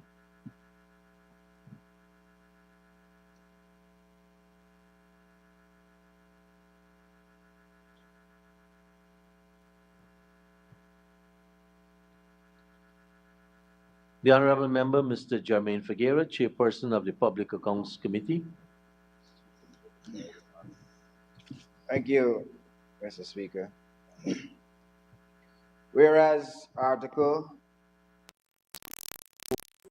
X2 of the Constitution of the Cooperative Republic of Guyana states, the President shall appoint after such members have been nominated by the Public Accounts Committee and approved by no less than 2/3 of the elected members of the National Assembly. And whereas, in keeping with Article 212X2, the Public Accounts Committee established a subcommittee for the purpose of shortlisting applicants to the Public Procurement Commission. And whereas the subcommittee at its first meeting shortlisted the following applicants: Justice Carl Singh, Mr. Dunstan Barrow, Mr. Reggie Bagwandin Jog Mohan, Mr. Rupnarayan Satram, Mr. Gavindra Ramnarayan, Mr. Mark Dean, Mr. Dwarka Balakaram, Mr. Berkeley Wickham, Mr. Leland Saul, Mr. Kenneth Michael Jordan, Ms. Sharon Patterson, Ms. Diana Rajkumar, Ms. Beverly Alert. And whereas the subcommittee at its second meeting shortlisted the following applicants: Ms. Pauline Ann Cleopatra Chase, Mr. Joel Bagwandin, Mr. Raj Narayan Singh, Mr. Berkeley Wickham, and Mr. Raw Lucas. And whereas at its 28th meeting held on January 17, 2022, the Public Accounts Committee, after deliberations, recommended from among the applicants shortlisted the following persons as suitable candidates to be appointed to the Public Procurement Commission: Ms. Pauline Ann Cleopatra Chase, Mr. Joel Bagwandin, Mr. Raj Narayan Singh, Mr. Berkeley Wickham, and Ms. Diana Rajkumar. Be it resolved that this National Assembly adopts the report of the Public Accounts Committee to address matters relating to the appointment of members of the Public Procurement Commission, and signifies to the President that the following persons have been recommended in accordance with Article 212(x)(2) of the Constitution of the Corporate Republic of Guyana: Ms. Pauline Ann Cleopatra Chase, Mr. Joel Bagwandin, Mr. Raj Narayan Singh, Mr. Berkeley Wickham, Ms. Diana Rajkumar. Mr. Speaker, I am pleased to add my voice to this motion, this very important motion before the National Assembly.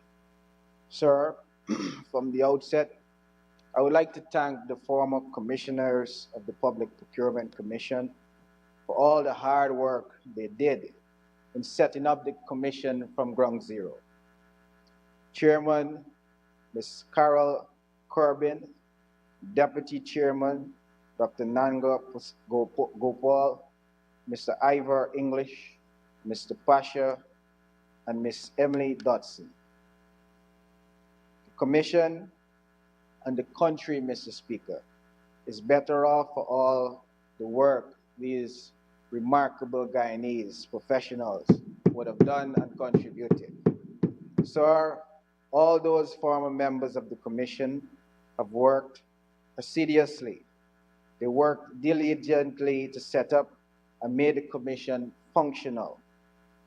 For the new proposed members to have a functional institution to do their work, Mr. Speaker. It is my hope that good sense would prevail, and those former members, Mr. Speaker, can be given the rightly deserved dues. Mr. Speaker, it is important to bring this House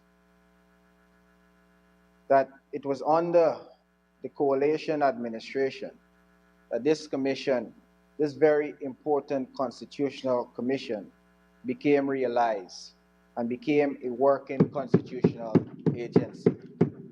Mr. Speaker, history has recorded that the Public Procurement Commission Act in 2003 was passed in this House. Tonight, Mr. Speaker, we are on the verge once again to create history when this motion is put, and it will enjoy the vote of 2/3 majority in compliance with Article 212(x)(2) of the Constitution of the Cooperative Republic of Ghana. Mr. Speaker, it would be remiss of me if I fail to recognize and thank all Guyanese professionals who have expressed an interest to serve on this commission, and by extension, to serve Guyana. I would like to thank all the members of the Public Accounts Committee, the subcommittee, our advisors, the staff of the Parliament that serve the committee, the media, and for all the work we would have done in helping to bring this Public Procurement Commission to this final stage, where we would have shortlisted the 5 members who will serve on this constitutional committee. Mr. Speaker, it is with great pride that I put on behalf of the Public Accounts Committee this motion to the House. I thank you. The motion is proposed. Honorable Minister of Parliamentary Affairs and Governance. Mr. Speaker, I was part of the subcommittee with the chairman of the PAC to go through a process of consultation to try to arrive at 5 names that we unanimously would support and agree. And so I was very happy to be part of that process. And I think that we have to recognize that the PPC in the Constitution plays an important role. But as the chairman went on record, I also have to go on record that the formula since the time the Constitution was amended that was proposed by the PPC government was that it be 3 government, 2 opposition. And this was never approved in the PAC nor in bilaterals between the PPC and the PNC. And so that was the difficulties for a long time. It is a good indication of who our president is, that as the chairman of the PAC, with Mrs. Lawrence on behalf of the government, that we're able to agree to a formula of 3-2, 3 for government and 2 for opposition, which had been not agreed to from 2003 until 2016. So these 2 individuals were able to bring this to the committee and to have that passed and supported by the last committee, where it was appointed in 2017 and expired in 2019, with only the chairman and the vice chair being appointed for a year until October 2020. So that we have had 2 years, almost 2 years without a PPC. And I believe that in the process that we went through, I think we have found some very good Guyanese to be able to take on this responsibility and continue the work of the former PPC. We have a young lawyer, we have a financial consultant, we have young people in this. So what is really interesting about this group of 5 individuals is that they're representing a younger generation, with younger generation in the majority and 1 older person with experience. So I'd like to, without going into details of each one of the persons, I think that they also were asked if they agreed. We did all the police checks, etc. There was nothing adverse. They're willing to take on the responsibilities, and therefore, I think both for Mr. Figueroa and myself and the members of the committee in the PAC, that we felt these were the 5 best persons to nominate and to put to the House for 2/3 majority, so that the President would be able to appoint them as the new PPC going forward. Thank you. Thank you, Honorable Minister. Honorable members, I now put the question. Those in favor say aye. Aye. Those against say no. We will have to take another vote, because this is another provision which requires a 2/3 majority. I notice that everyone is here, but out of abundance of caution, 2 persons are not. Let us ring the bell for 2 minutes.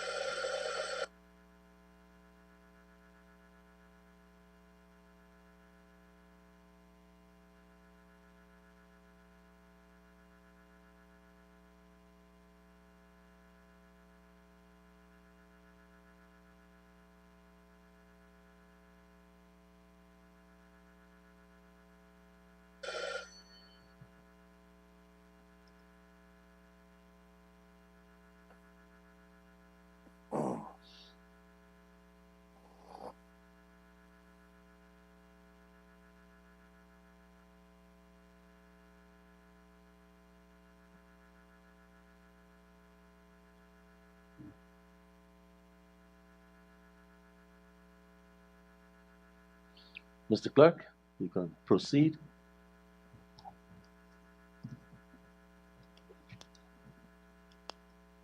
Mr. Schumann? Yes. Mr. Sears? Yes. Mr. Sinclair? Yes. Mr. Ramsaroop? Yes. Mr. Philadelphia? Yes. Mr. Jai Prashad? Yes. Mrs. Flubes? Yes. Mr. Rajkumar?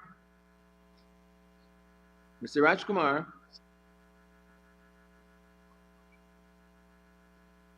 Mr. Mahaipal? Yes. Mr. Figueroa? Yes. Mr. Cox? Yes. Ms. Finance? Yes. Ms. Ferguson? Yes. Mr. Singh Lewis? Yes. Mr. Abu Ali? Yes. Dr. Cummins? Yes. Mr. Henry? Yes. Mrs. Hughes?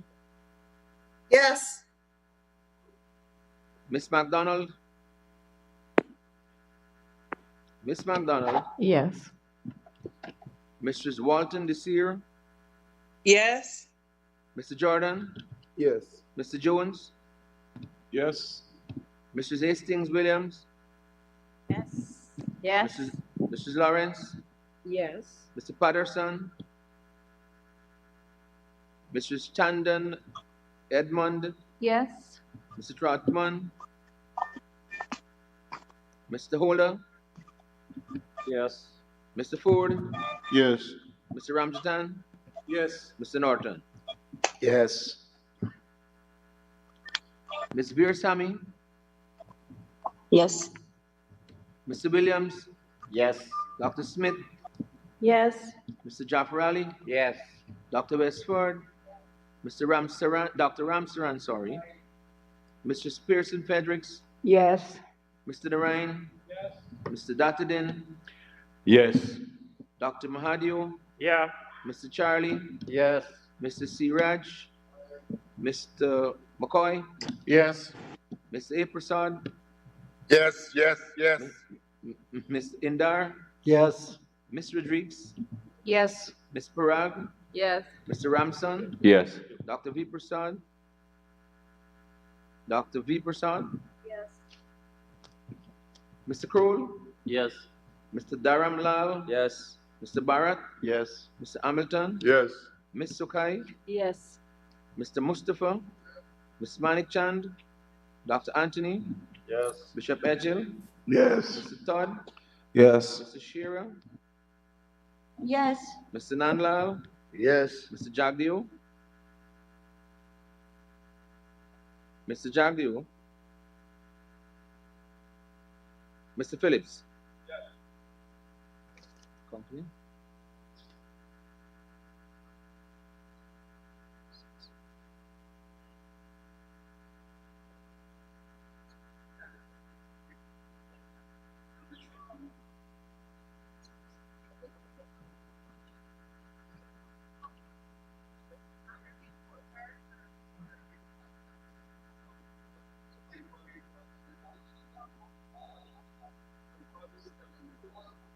$59?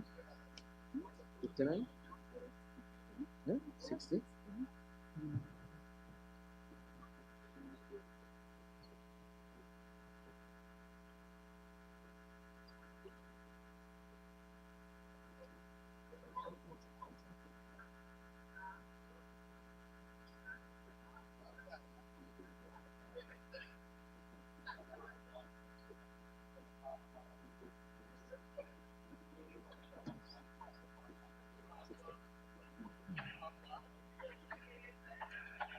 We done count and think for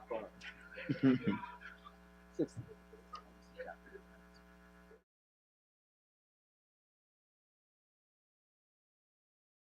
Speaker, 60 members voted in favor of the motion. Honorable members, the motion is carried with 60 members voting in support of the motion. Honorable Minister of Parliamentary Affairs and Governance and Chairperson of the Committee on Appointments. Yes, good afternoon. Sorry, Mr. Speaker. This Committee of Appointment one, I hope will go smooth, but I know this is a controversial one. And this is regarding the resolution of the House that asks the Committee of Appointment to make nominations in keeping with the Natural Resources Act, Natural Resource Fund Act, which required that a director come from the National Assembly and one come from the National Assembly for the Public Oversight and Accountability Committee. So that, and this is distinct from the nominee of the Leader Opposition, that's a separate section of the legislation. So that in the Committee appointment, we took on this responsibility and we had discussions. And we have quoted in the, you'll see in the record in the House, we've quoted from the sections of the Natural Resource Act in relation to Section 5 and 6 regarding the nominees. We did have a controversial issue in terms of the nominees that came through the political parties in the Committee of Appointment. We did not go out to public advertisement, and so the names that were put forward, and finally, decision was made based on majority vote. This is not, these nominations do not require 2/3 majority, but a simple majority. So the proposal of the Committee of Appointment by majority is that Mr. Dunstan Barrow, who, as you will remember, was a nominee in the Public Accounts Committee, and that he was nominated again here, and that he is considered to be suitably qualified to be appointed as a director on the Board of Directors of the Natural Resource Fund in accordance with the Natural Resource Act number 19 of 2021, and that the Committee of Appointment also, by majority, recommended Mr. Clement Seeley as a suitable candidate to be appointed as a member to the Public Accountability and Oversight Committee in accordance with the Natural Resource Fund Act. So that we are calling on the House to support, to adopt the report of the Committee of Appointment and to support the two nominees to be appointed by the President as soon as possible. Thank you. Thank you, Honorable Member Mr. Shearer. Honorable Member Mr. Ramjatan. I want to state that the chairperson of the Appointment Committee did succinctly state that indeed there are controversies here. And I would want to also state too that, you know, with all the chat that we had earlier about fairness in relation to another matter, that we thought it would have been becoming and welcoming had we, the appointees that we had proffered to be members in these two boards. And that would have been something that would have been inclusive, and it would have been, I think, the right thing to do. But I suppose here again is an example of the tyranny of the majority. In any event, this is a vote that they will have. I don't think this is a 2/3 majority vote. But we would like to state that as we move forward, that on matters like these, especially when the government side has, out of the four, let's say in the board, they can, if they really had wanted Mr. Dunstan Barrow, they could have appointed him from the three that they had. The president has that, and so that Mr. Dunstan Barrow could have been there. And so we could have either had Mr. Vincent Adams and or Christopher Ram, who are very competent people in these matters, but we did not.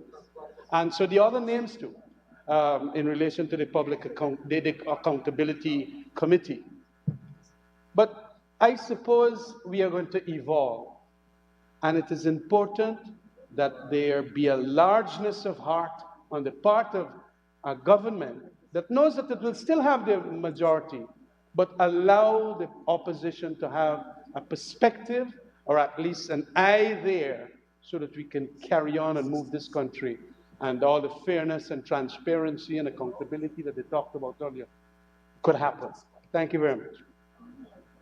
Thank you very much, Honorable Member Mr. Ramjatan. Honorable members, I'll now put the motion. Those in favor say aye. Aye. Those against say no. Ayes have it. The motion is carried. Honorable Minister of Parliamentary Affairs and Governance. Yeah, I'm very sorry, Mr. Speaker. These are assignments given to me by the Speaker, this last one, as to do with the Privilege Committee. I don't think I've skipped any, have I? I think this one has to do with the adoption of the fourth report of the Oh, no, I forgot the Women and Gender Equality. Sorry, yeah. Yes. Sorry. No, I'm sorry about that. I forgot about the Women and Gender Equality Commission. Again, Mr. Speaker, to try to keep it simple, in relation to the Women and Gender Equality Commission, this body expired since many years ago, but was allowed to keep functioning both under our government prior and and under the Avenue AFC government.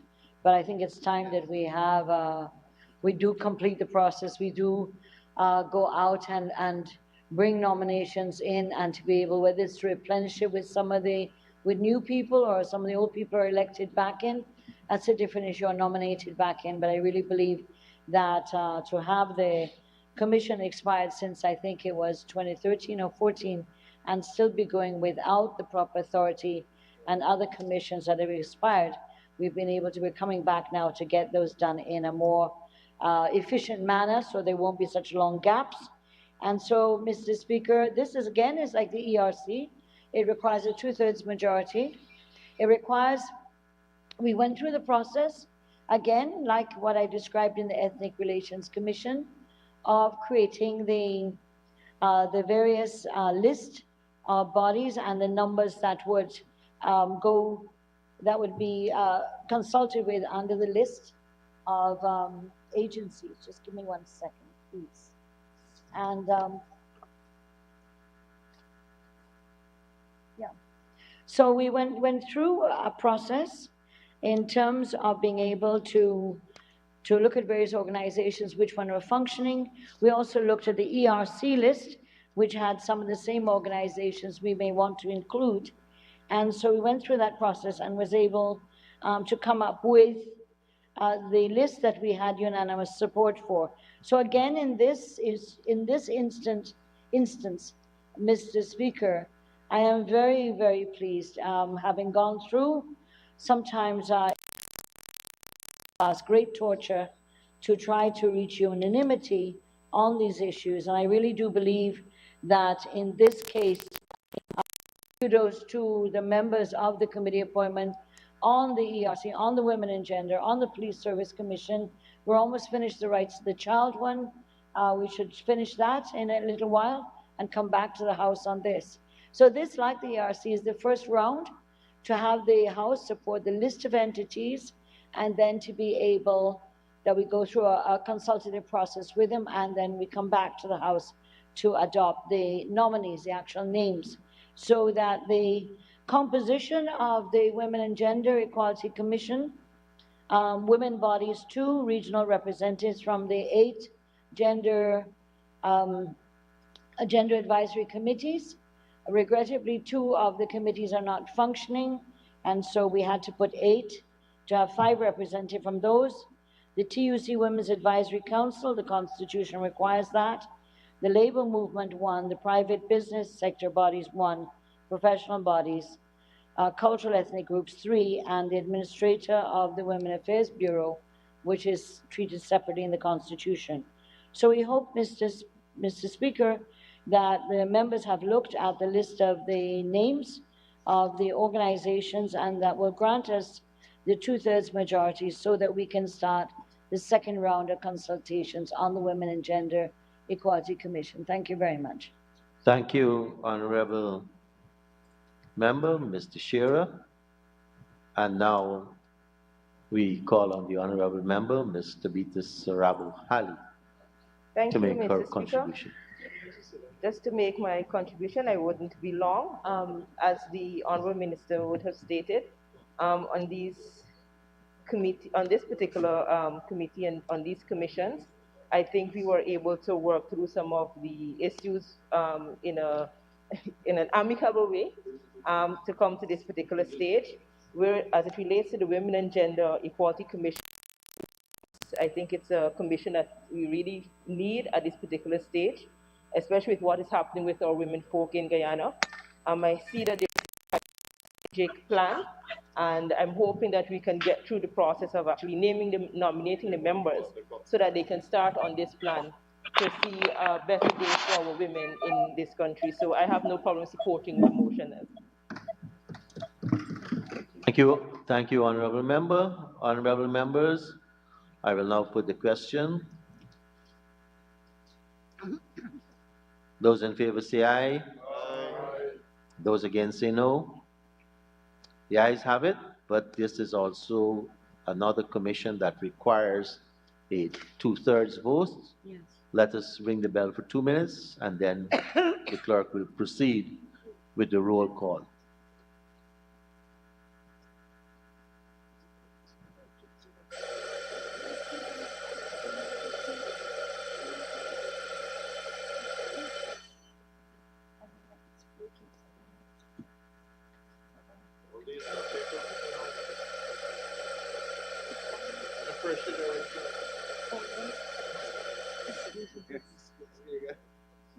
You say clear everybody.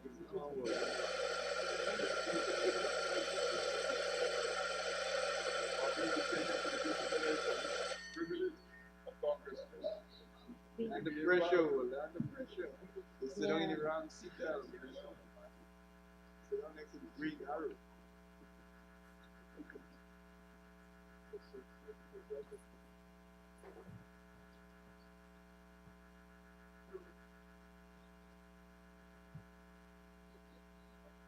You call your miss holder, right? The miss holder, right, my fault.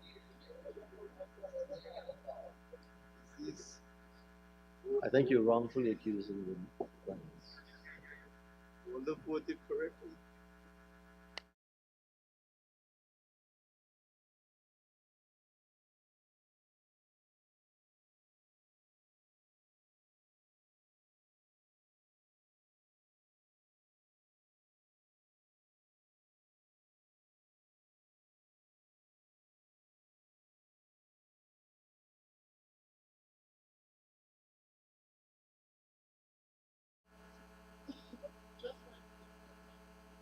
Mr. Schumann? Yes. Mr. Sears? Yes. Mr. Sinclair? Yes. Mr. Ramsaru? Yes. Miss Philadelphia? Yes. Mr. Jai Prasad? Mrs. Flubes? Yes. Mr. Rajkumar? Mr. Mahipal? Yes. Mr. Figuera? Yes. Mr. Cox? Yes. Mr. Down? Miss Finance? Miss Finance? Miss Finance? Yes, sorry. Miss Ferguson? Yes. Mrs. St. Louis? Yes. Mrs. Sirabo Ali? Yes. Dr. Cummins? Yes. Mr. Henry? Mr. Henry? Mrs. Hughes? Yes. Yes. They're ready. Mrs. Hughes? Yes. Miss McDonald? Miss McDonald? Yes. Miss McDonald, I didn't hear. Yes. Mrs. Walton Desir? Yes. Mr. Jordan? Yes. Mr. Jones? Yes. Mrs. Hastings Williams? Yes. Mrs. Lawrence? Yes. Mr. Patterson? Mrs. Chandan Edmond? Yes. Mr. Trotman? Mr. Holder? Yes. Mr. Ford? Yes. Mr. Ramjatan? Yes. Mr. Norton? Yes. Ms. Veersamy? Ms. Veersamy? Yes. Mr. Williams? Dr. Smith? Mr. Jaffarali? Dr. Westford? Dr. Ramsaran? Mr. Pearson Fredericks? Yes. Mr. Narayan? Yes. Mr. Datadin? Yes. Dr. Mahadio? Yeah. Mr. Charlie? Yes. Mr. Siraj? Mr. McCoy? Mr. A. Prasad? Yes. Mr. Indar? Yes. Ms. Rodriguez? Yes. Ms. Parag? Mr. Ramson? Dr. B. Prasad? Yes. Mr. Kroll? Yes. Mr. Dharamlal? Yes. Mr. Bharat? Yes. Mr. Hamilton? Yes. Ms. Sukhai? Yes. Mr. Mustafa? Ms. Manichan? Dr. Anthony? Yes. Bishop Edgil? Yes. Mr. Todd? Yes. Mr. Shearer? Yes. Mr. Nandlal? Yes. Mr. Jagdeo? Mr. Phillips?